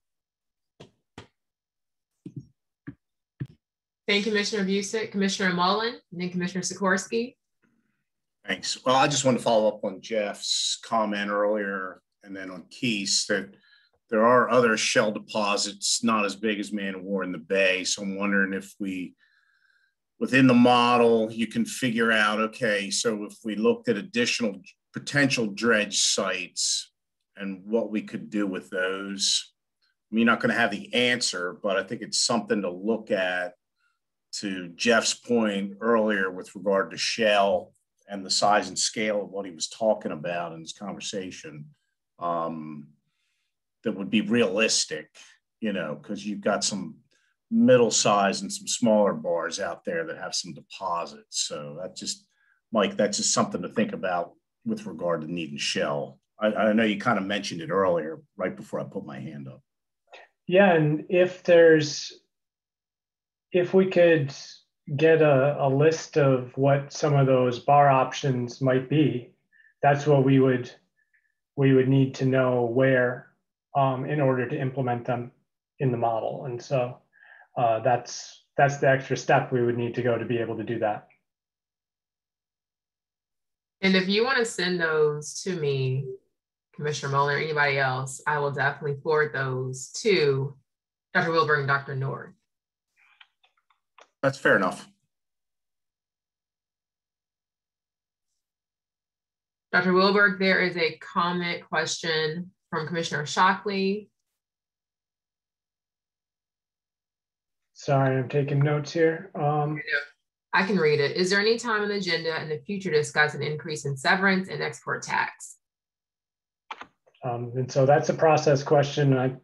Absolutely, those are the sorts of things that will or can be discussed. So at this particular point, we wanted to make sure we were using this time to talk about things we would be able to model. I believe that the severance and export tax are well, those are things that we don't include in the model, so they would be other non-modeled options that the OAC can consider making as recommendations, but yeah, they're still definitely on the table.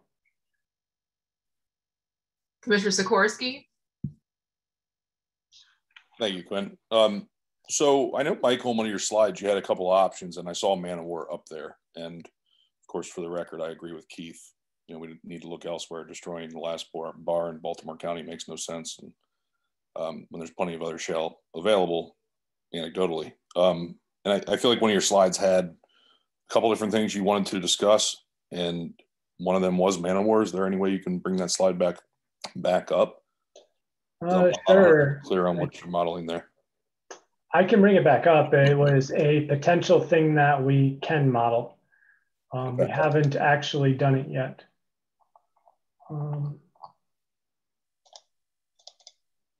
So these were next steps. These are all potential new options, which is why they all end in a question mark. We had not decided to do these yet. And like I said, given pretty much our time restriction where we are, as well as just not having a lot of time before the next meeting, we want to make sure we're doing ones that that are the most interesting ones to consider for the group. So right. If Man of War isn't on that list, basically I'm ambivalent about what's on and off the list. It's mostly about, I'm just trying to think of, can we make this happen or not? And can we include it? Do we have a way we can represent it in the model? Right, and I think, I mean, my opinion is based on what you showed us related to seed and shell, the discussion earlier. We don't need to add a specific one for Man of War Shoal, because you're still able to model adding shell to places, adding seed to places, and you know, that's a part of what that whole exercise looks like. So I don't think it's a necessary, you know, to specifically look at the shoal. I think the model captures what you need.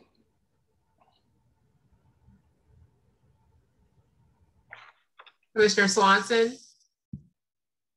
Yeah, I was just wondering if at this point it's possible, Mike, for you to at least put the list up that you have so far that you think, so that all of us can begin to like track, okay, these are the scenarios that you're going to be working on, and just feel a sense of decision. Thank you. And is this the full list?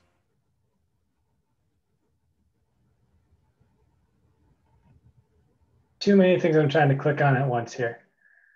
Let's see. Yeah, okay. There we go. Nobody can read this given its small size. So far, these are the options that I have heard. Okay. I don't know if that's. And again, just to sort of be clear, is these are additive to what you've already done, correct? So, and at some point, I think it would be very helpful to have the entire list, or maybe clarify for me, maybe I'm confused that this is everything. So right now, these are all the ones we've talked about this evening.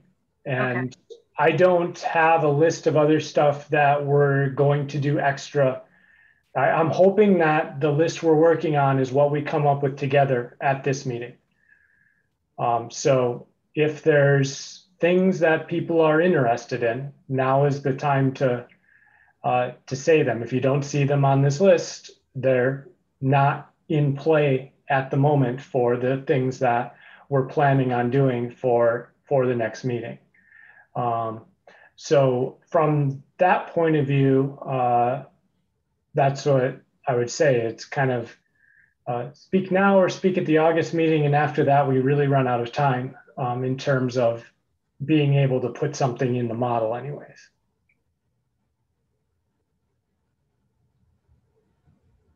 Commissioner Colden, Commissioner Miller, then Commissioner Breyer.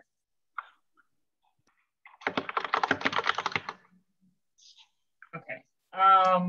So if that's the case, then I want to highlight a couple more of the options that are in this letter. I think one that you had listed on your list, Mike, was fishing all NOAA codes at their target fishing rate.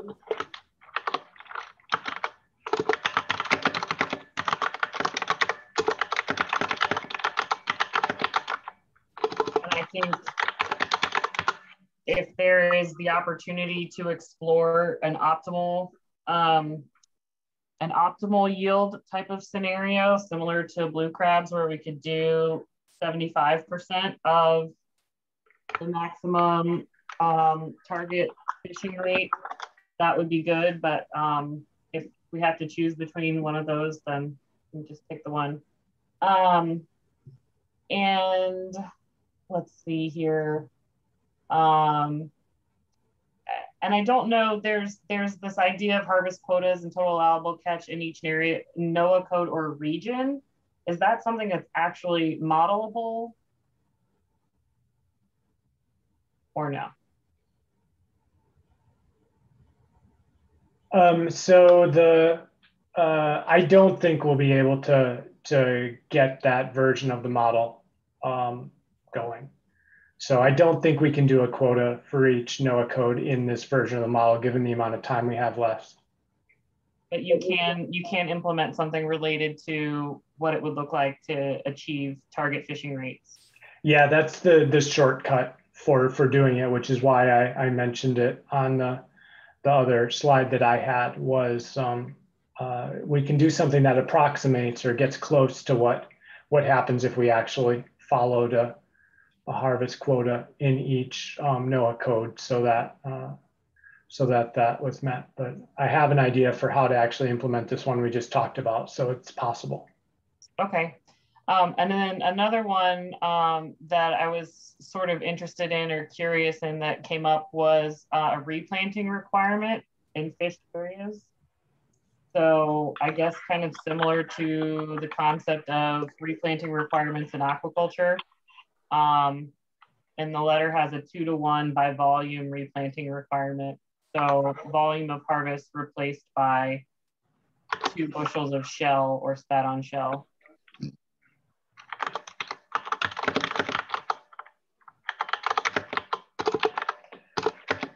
That one is an interesting idea, but that one will be hard. That will take some pretty substantial changes to the model to implement. And so I don't think we'd be able to model that one. Okay.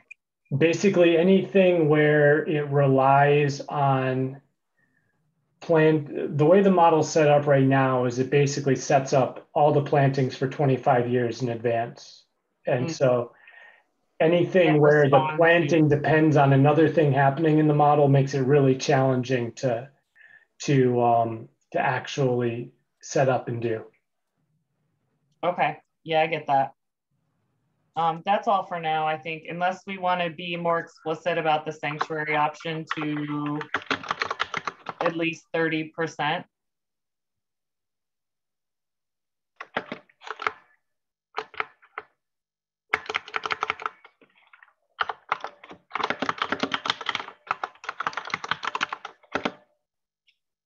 Oops.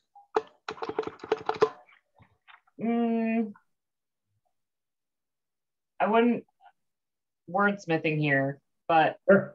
Currently the way that the sanctuaries were set up were 50% of the best bars, which was 24% of the acreage. So we're looking for 30% acreage, and of that additional, that being high quality habitat, if that makes sense.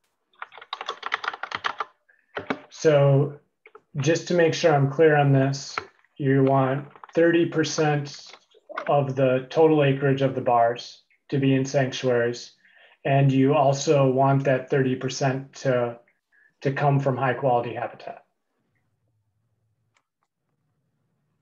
I think that's an option. I welcome others to weigh in. That may, I think if we do that, we may end up with different sanctuaries than what we have now. I was sort of thinking a status quo plus the additional comes from high quality habitat. The like additional 6%, but heck, I'll take 30% high quality overall.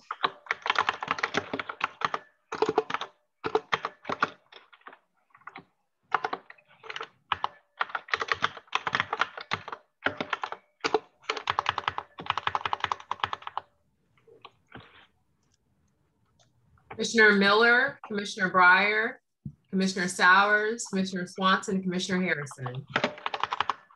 Mr. Miller.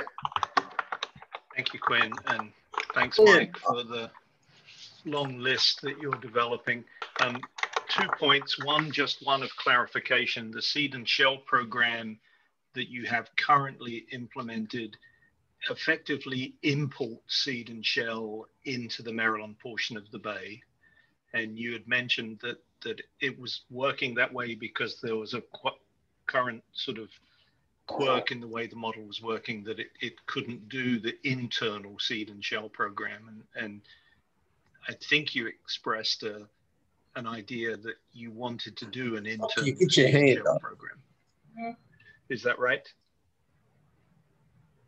Yes, that's what I said. So we've actually we've started building that capability in the model to basically where this wild seed would be taken from one part of the bay, and when they're taken off that bar, they would actually be removed and they'd be put somewhere else. And so it would be a different kind of option with probably you'd see different benefits from it, because it's now, when you bring in stuff from the outside, it's all a benefit. Whereas when you move it from one place to another, there's a balance there. So we were working on that. Some of the results looked weird for one of the options we tried to implement of that. And so that's why you didn't see it today, but I think we're pretty close to having that one working. I think that would be interesting, because I do think it reflects a different kind of view of what the seed and shell program does. And the second one, and I don't know whether this ever comes into play, but we've had lots of discussion tonight from various commissioners about constraints on availability of shell. So are any of these options capped by availability of shell, or is it assumed that the shell is always available? We don't know where it's going to come from, but we're going to get it. All the options that we showed you today all assume the shell's available. The only one that we had that was capped at a certain amount was what we had kind of been designing around man-of-war shoals, where it was going to be capped at what the permit application asked for in terms of amount of shell or foresaw using. So it's possible to put in caps on the amount of shell. And so it's just figuring out where they are. And much like with moving seed around Maryland, we've also been designing the model to be able to dredge up shell and move it to somewhere else. And so that's another option that we don't have fully tested yet. So I'm not exactly sure if it's working as intended yet, but it's something that I think we're pretty close to being able to do. So it would be. Then what I would request, rather than specifics of model runs, is perhaps one of the outputs, if not generally available for all model runs, but for appropriate ones, the amount of shell movement that the model is assuming. So that if there's a run that is related to placement of shell somewhere, that somewhere is tracked how much shell this model is assumed, so that we can look at it and ask whether it passes the sniff test that much shell is available to be moved. Yep. And just to show everybody just a second here. Where is that? to show everybody what we produced, and this is probably going to be too small a font, but what you got in your packet earlier today, and again, apologies for it being last minute and you not having time to look at it, was a table that looks like this, where we have each option is a column. It gives the 25-year cost for hatchery reared spat, natural seed, shell, artificial substrate, gives the 25-year total and the average cost per year over that 25 years. And then also we have the total amount of hatchery spat that's required, the total amount of natural seed, the total amount of shell, and the total amount of artificial substrate that's needed. And so all of those things we're planning on providing. If there's other things you would like to see in addition to this, we'd be happy to consider them. Carrots, rice. Thanks, Mike. I think in terms of the sort of concerns over constraints on numbers of shell, just the shell amount there works, I think, well. Cool. We have Commissioner Breyer, Commissioner Sowers, Commissioner Swanson, Commissioner Harrison, and Commissioner Brown. Mike, two additions for you, building, I think, a little bit on what Tom was just saying around this seed and shell program, is the addition of, just like to see the numbers on it, artificial substrate, and whether, again, I think we make assumptions about how much that's going to cost and where it could come from, but if it were the right size and material so that it could be a component in a harvest scheme, I'd love to see what that looks like. Just adding to the mix of beyond the shell conversation.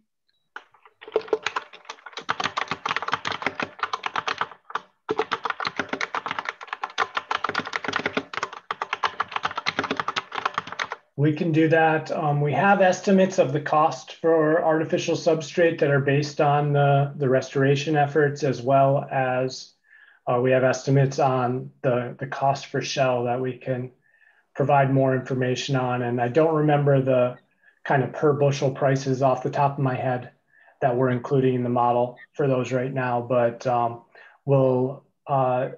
we'll try to remember to put those in the options document so you can see what we're assuming to go from amount of shell or other material into dollars. Okay, great.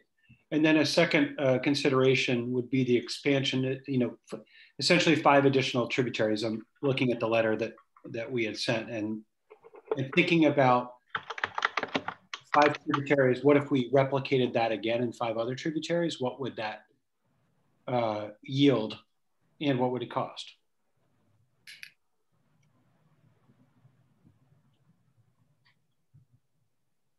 Do you have some suggestions for which tributaries you would be most interested in? Well, that's putting me on the spot, Mike. Thank you. Yeah, why don't I email this to you and think about when I think about it?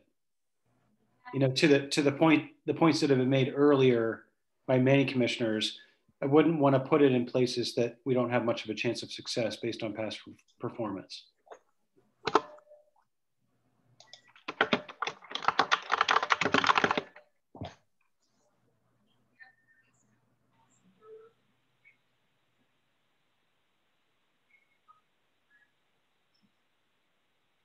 Anything else, Commissioner Breyer? No, thank you very much, Quinn and Mike. Thank you. Commissioner Sowers? Yeah, hi, Mike. I just wanted to formally add what we talked about before. So I guess it would be, and I think from what you're saying about looking at sanctuaries and harvest reserves in closer proximity, were you stating that there's probably some existing model runs where that data could be looked at in maybe a more local or a finer resolution to see if there's what the value of that is, or is that a new run?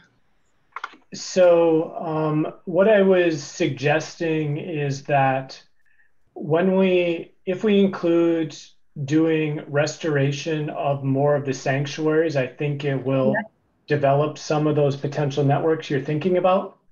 Okay. And so those will be examples of that sort of option. Okay. In terms of summarizing the results, though, I could see it being a little bit challenging to interpret exactly what's going on based on this. And so that's where I was saying we're trying to develop maps where we'll have each NOAA code indicated essentially as hot or cold based on whether abundance or harvest is increasing or decreasing in that NOAA code over the 25-year period. And if the NOAA code scale isn't fine enough to look at the effect of this kind of option, that's where I think we would run into challenges, because the next lower scale is the oyster bars we have in place, and they're just really hard to see because so many of them are so small. Okay. Okay. That sounds like a good path forward for that one. And I imagine, I mean, I know we have limited time here, but if this is something that is modeled for August and looking in that regional basis, like certain regions, it shows a good output, then maybe it could be further elaborated on or thought about. Absolutely. This isn't the final list of what we'll be running in the model yet, but we're hoping to get closer to that. Yeah. Okay. Great. Thanks. Commissioner Swanson.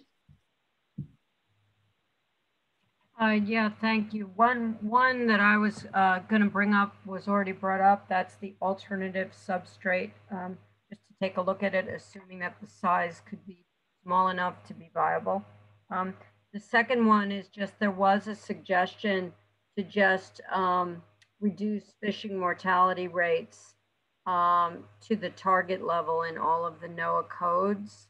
And I don't see that on this list. I'm not sure if that's possible. And then the last one, I'm just remembering back to early on, a point that Tom Miller had made that shouldn't we be doing a run, not because we're interested in it, and I want to amplify that, but of just if all harvest was shut down and all additional sanctuary, it just was sort of closed, what would happen? What would the model say would happen? And would that be constructive? Because again, it gives us some just context. And again, I'm not advocating for that. It's certainly, so we do have the achieving the target harvest rates across all NOAA codes. Yeah. Here. Yeah. Okay. Good. Thank you. And then more 75%. Okay. Thank you. Yeah. And you've got the alternative substrate. So then, yeah. Thank you.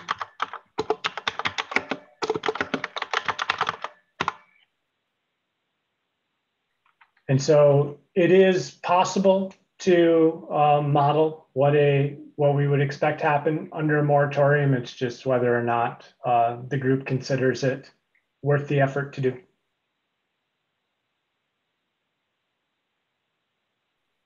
We are nearing the end. The last two questions will come from Commissioner Harrison and then Commissioner Brown. Commissioner Harrison. Yes, I just wanted a point of clarification on the sanctuary when about an additional 30%. So it's status quo, which my understanding is, even though they only had 24% in sanctuaries, 50% of that was best quality. So now they're asking for an additional 30%. Is that what that's saying? So I believe what this is saying is that you get an additional 6% to get up to 30%, or at least that's how I'm interpreting this.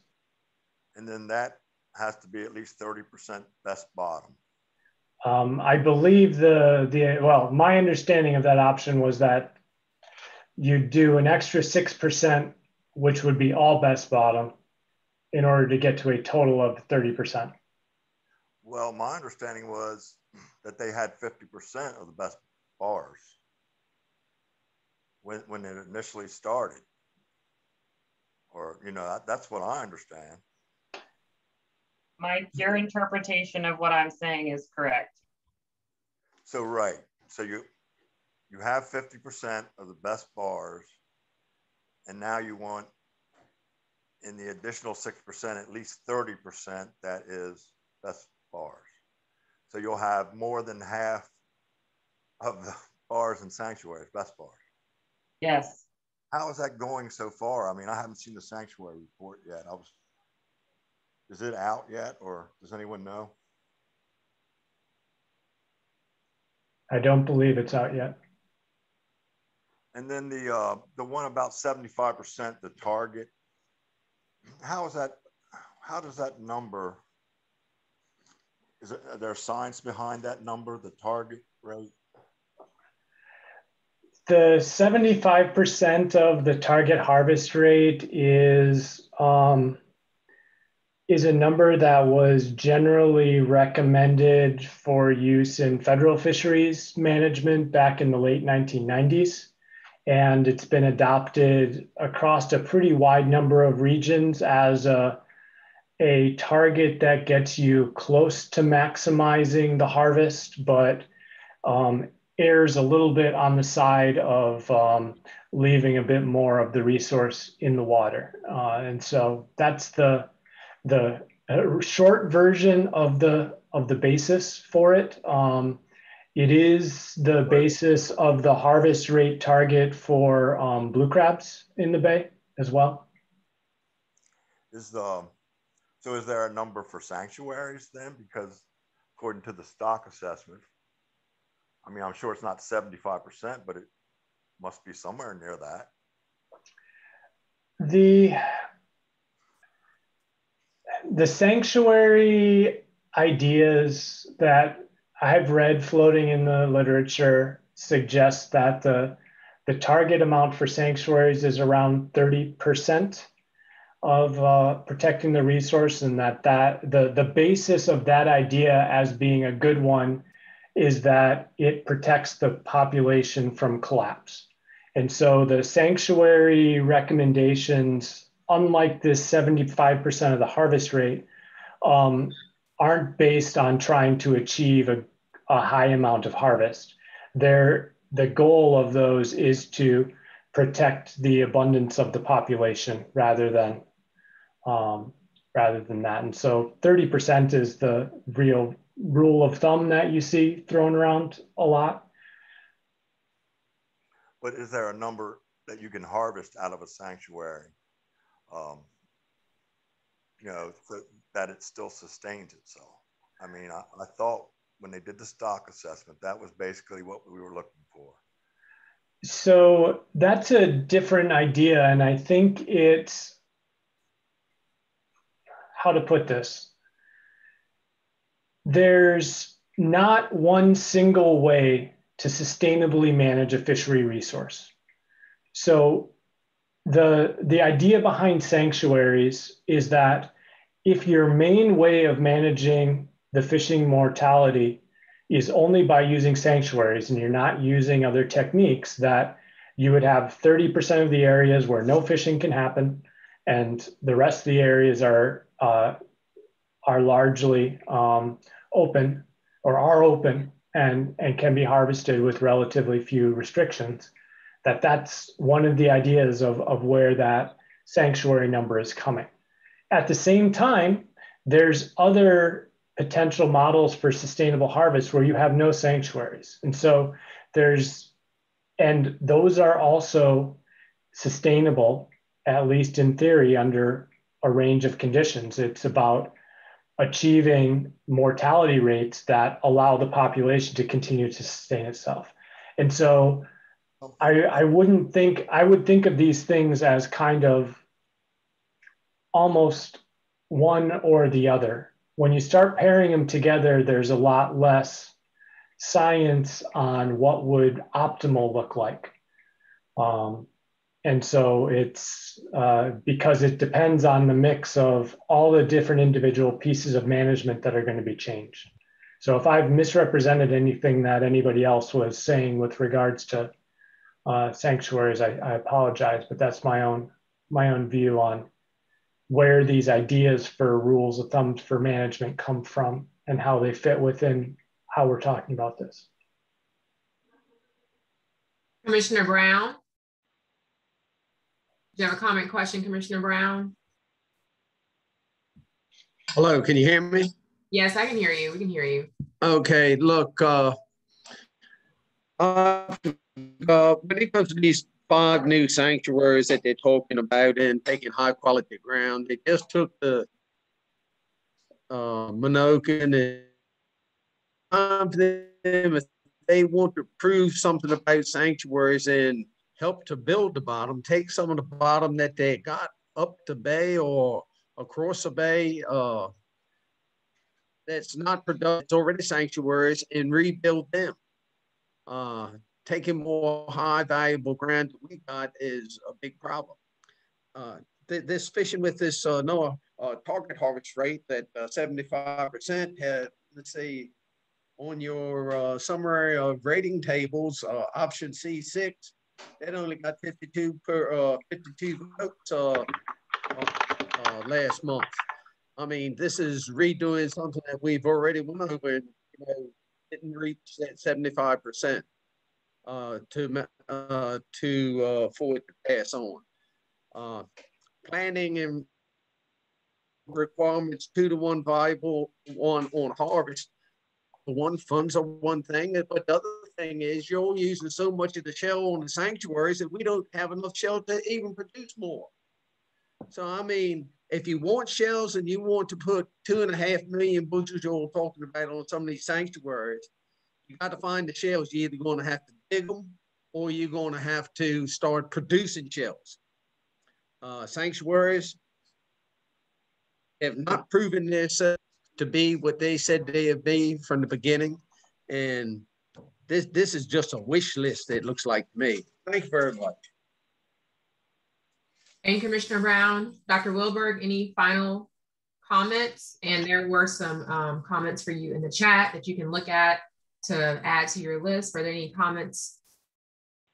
We have, I'll look at the chat ones really quick. We have 13 options on the list right now. As I said, I think we're pretty safe to say that we can maybe do 10-ish of them. We'll try to go through as many of them as we can. We will use our judgment to try and make these into ways that they're at least quasi-realistic and interesting. And we'll bring you back what we can at the next meeting. In terms of chat, I haven't looked at those. It was just, I think, some comments for you to add. I don't think there are any questions, just some comments from Commissioner Cole. Thank you, everyone. Our next business order is public comment. Public comments are limited to 2 minutes per speaker. Public comments longer than 2 minutes will need to be submitted in writing. Anyone with public comments, please raise your hand. Captain Newberry. Good evening, Quinn. How are you? I'm great. How are you? Fine. I want to thank Dr. Wilberg for the work he's doing. I know it's kind of long going and on, but I just want to clear the air about a few things. Number one, we're touching on this bit about man-of-war shoals again. I think the gentleman from Baltimore is a little misinformed on some of the issues here. We would not be dredging the area where Baltimore supposedly has their area to harvest oysters in. And the department, if you look at the fall surveys over the past 8 years, they've not found any marketable smalls or spat on the areas that would be dredged in that area. And I think it needs to be considered that if, there's 150 million bushels of shell sitting there that can restore 15,000 acres of bottom, that's our easiest way because it's all logistics. And I also put a comment in there about the price of stone. We just bought some stone Last week, 10 loads of 3/4 wash stone, and the price has increased over 100% since last year. So I think that needs to be figured in. And then plus with the amount of building that's going on in the state of Maryland and in adjoining states, the availability, we're on a 2-week waiting list to get those 10 loads delivered. So the availability for stone is going to be hard for the next couple of years. On other issue here that I want to touch base on, if everybody remembers, the industry representatives on OAC put together a letter of resolution about 1.5 years ago, and that was kind of brushed over and forgotten about. On this letter, this latest letter that came out today that we all got a copy of, and I read it, it just seems funny to me that, you know, here we are sitting with the OAC, and initially we had said that it would be better if we could wait until we could all meet back in person, because a lot of these problems, I mean, there's still problems with communications and hooking up and people spending time. I think the in-person would be a lot better. But as far as everything that goes, I mean, sitting and telling and saying that in that letter that they are favoring, that the department in this OAC is favoring the industry. I mean, this is the Oyster Advisory Committee, and it is to put more oysters in the bay. It's not just to have them sit there. It's to sit there and also benefit the public fishery. And, you know, of course, you know, we are the #1 stakeholders in this. We all make, all the watermen on here, we make our living off the oysters. And fortunately, other people in the environmental side, they get a paycheck and they don't oyster.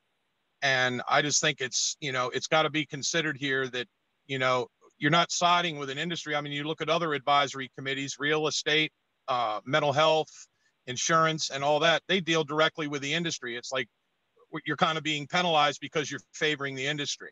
And that's who I represent. I represent the industry, and I'm glad to see that the industry's issues are being addressed, because it is important to us, because certain people continue to work even when we're out of business. We go out of business, you know, it's going to be catastrophic. So we're doing everything to protect what we have in place.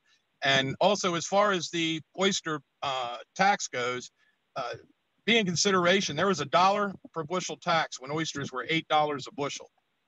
Now, oysters last year were $50 a bushel. This past year, they were $30. It's still $1. So if it was raised, and that would be raised by us, because the industry would be taking the hit, not the general public. It would not come out of the general fund. It would be a basically supported tax by the industry to put more money into getting shell. The price of shell is going up. The price of stone is going up. Everything's going up. Price of fuel is going up, but this oyster tax has been the same for almost 80 years. It needs to be addressed by the OAC, and I certainly hope that they do, and the OAC can move forward to the legislature and see that we get this. I mean, our price of shell that we get right now is going to be $5 a bushel next year. That's another thing that's got to be addressed. Thank you, Captain Newberry. All right. Well, thank you very much, and I do appreciate all the hard work.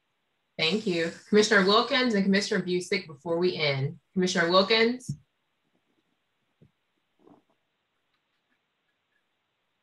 Yes, my question is, Dr. Wilbur said there was 13 items presented tonight. Are they going to be modeled, or are we going to be voting on them to see if they get modeled? At this point, I don't think we have the time to go through and have further discussion on that. We only have about 5 more minutes.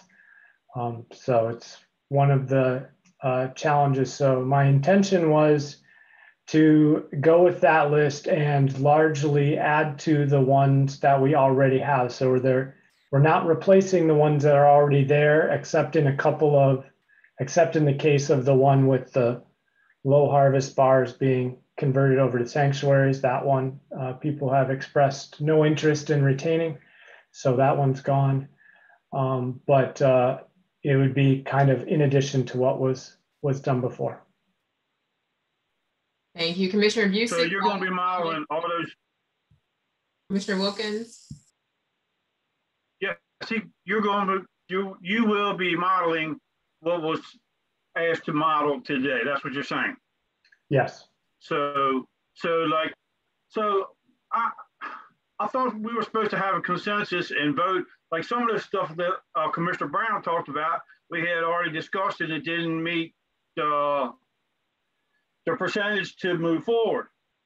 So why now are we going to move forward on things that we didn't want to maybe a couple of months ago.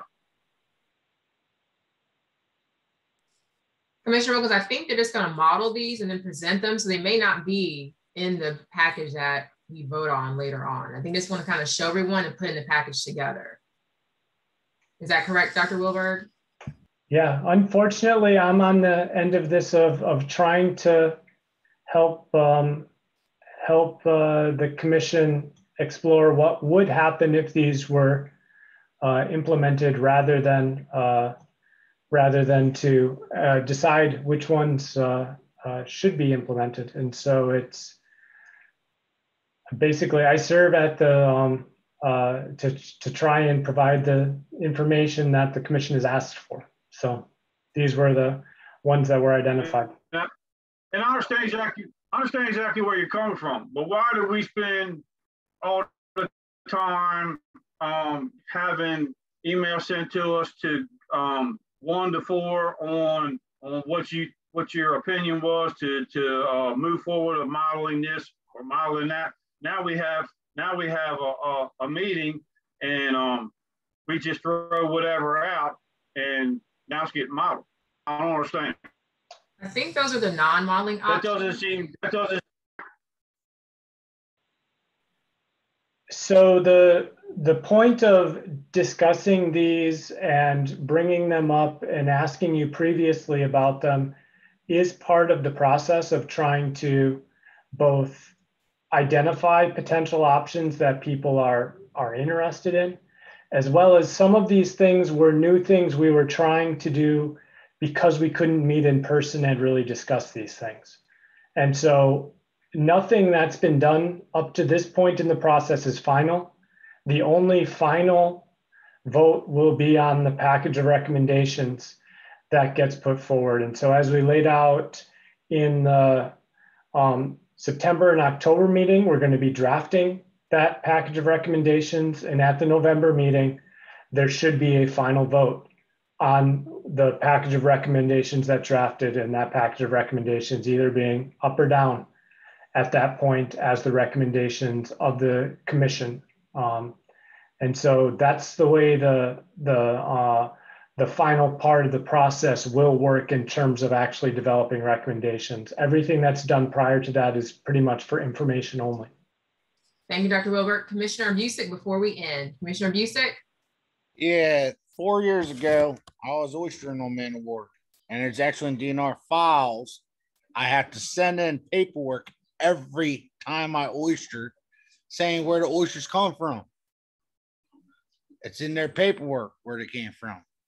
4 years ago, I pulled a lot of oysters off of Man of War.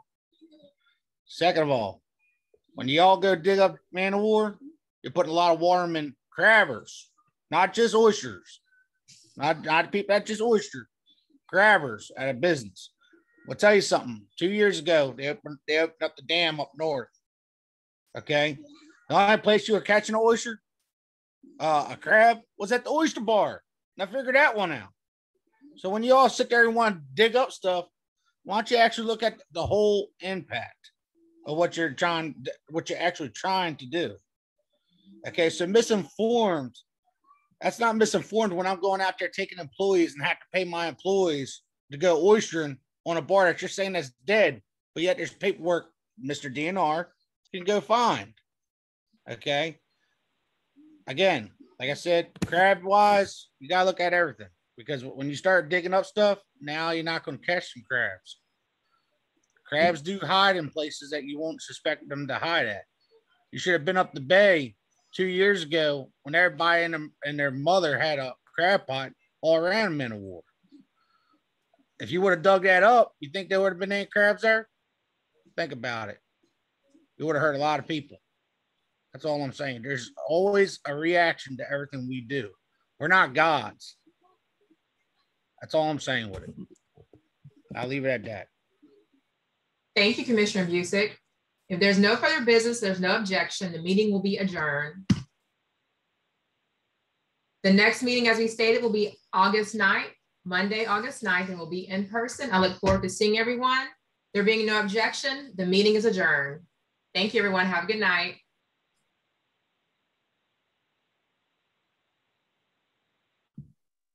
Thank you, Quinn. Thank you.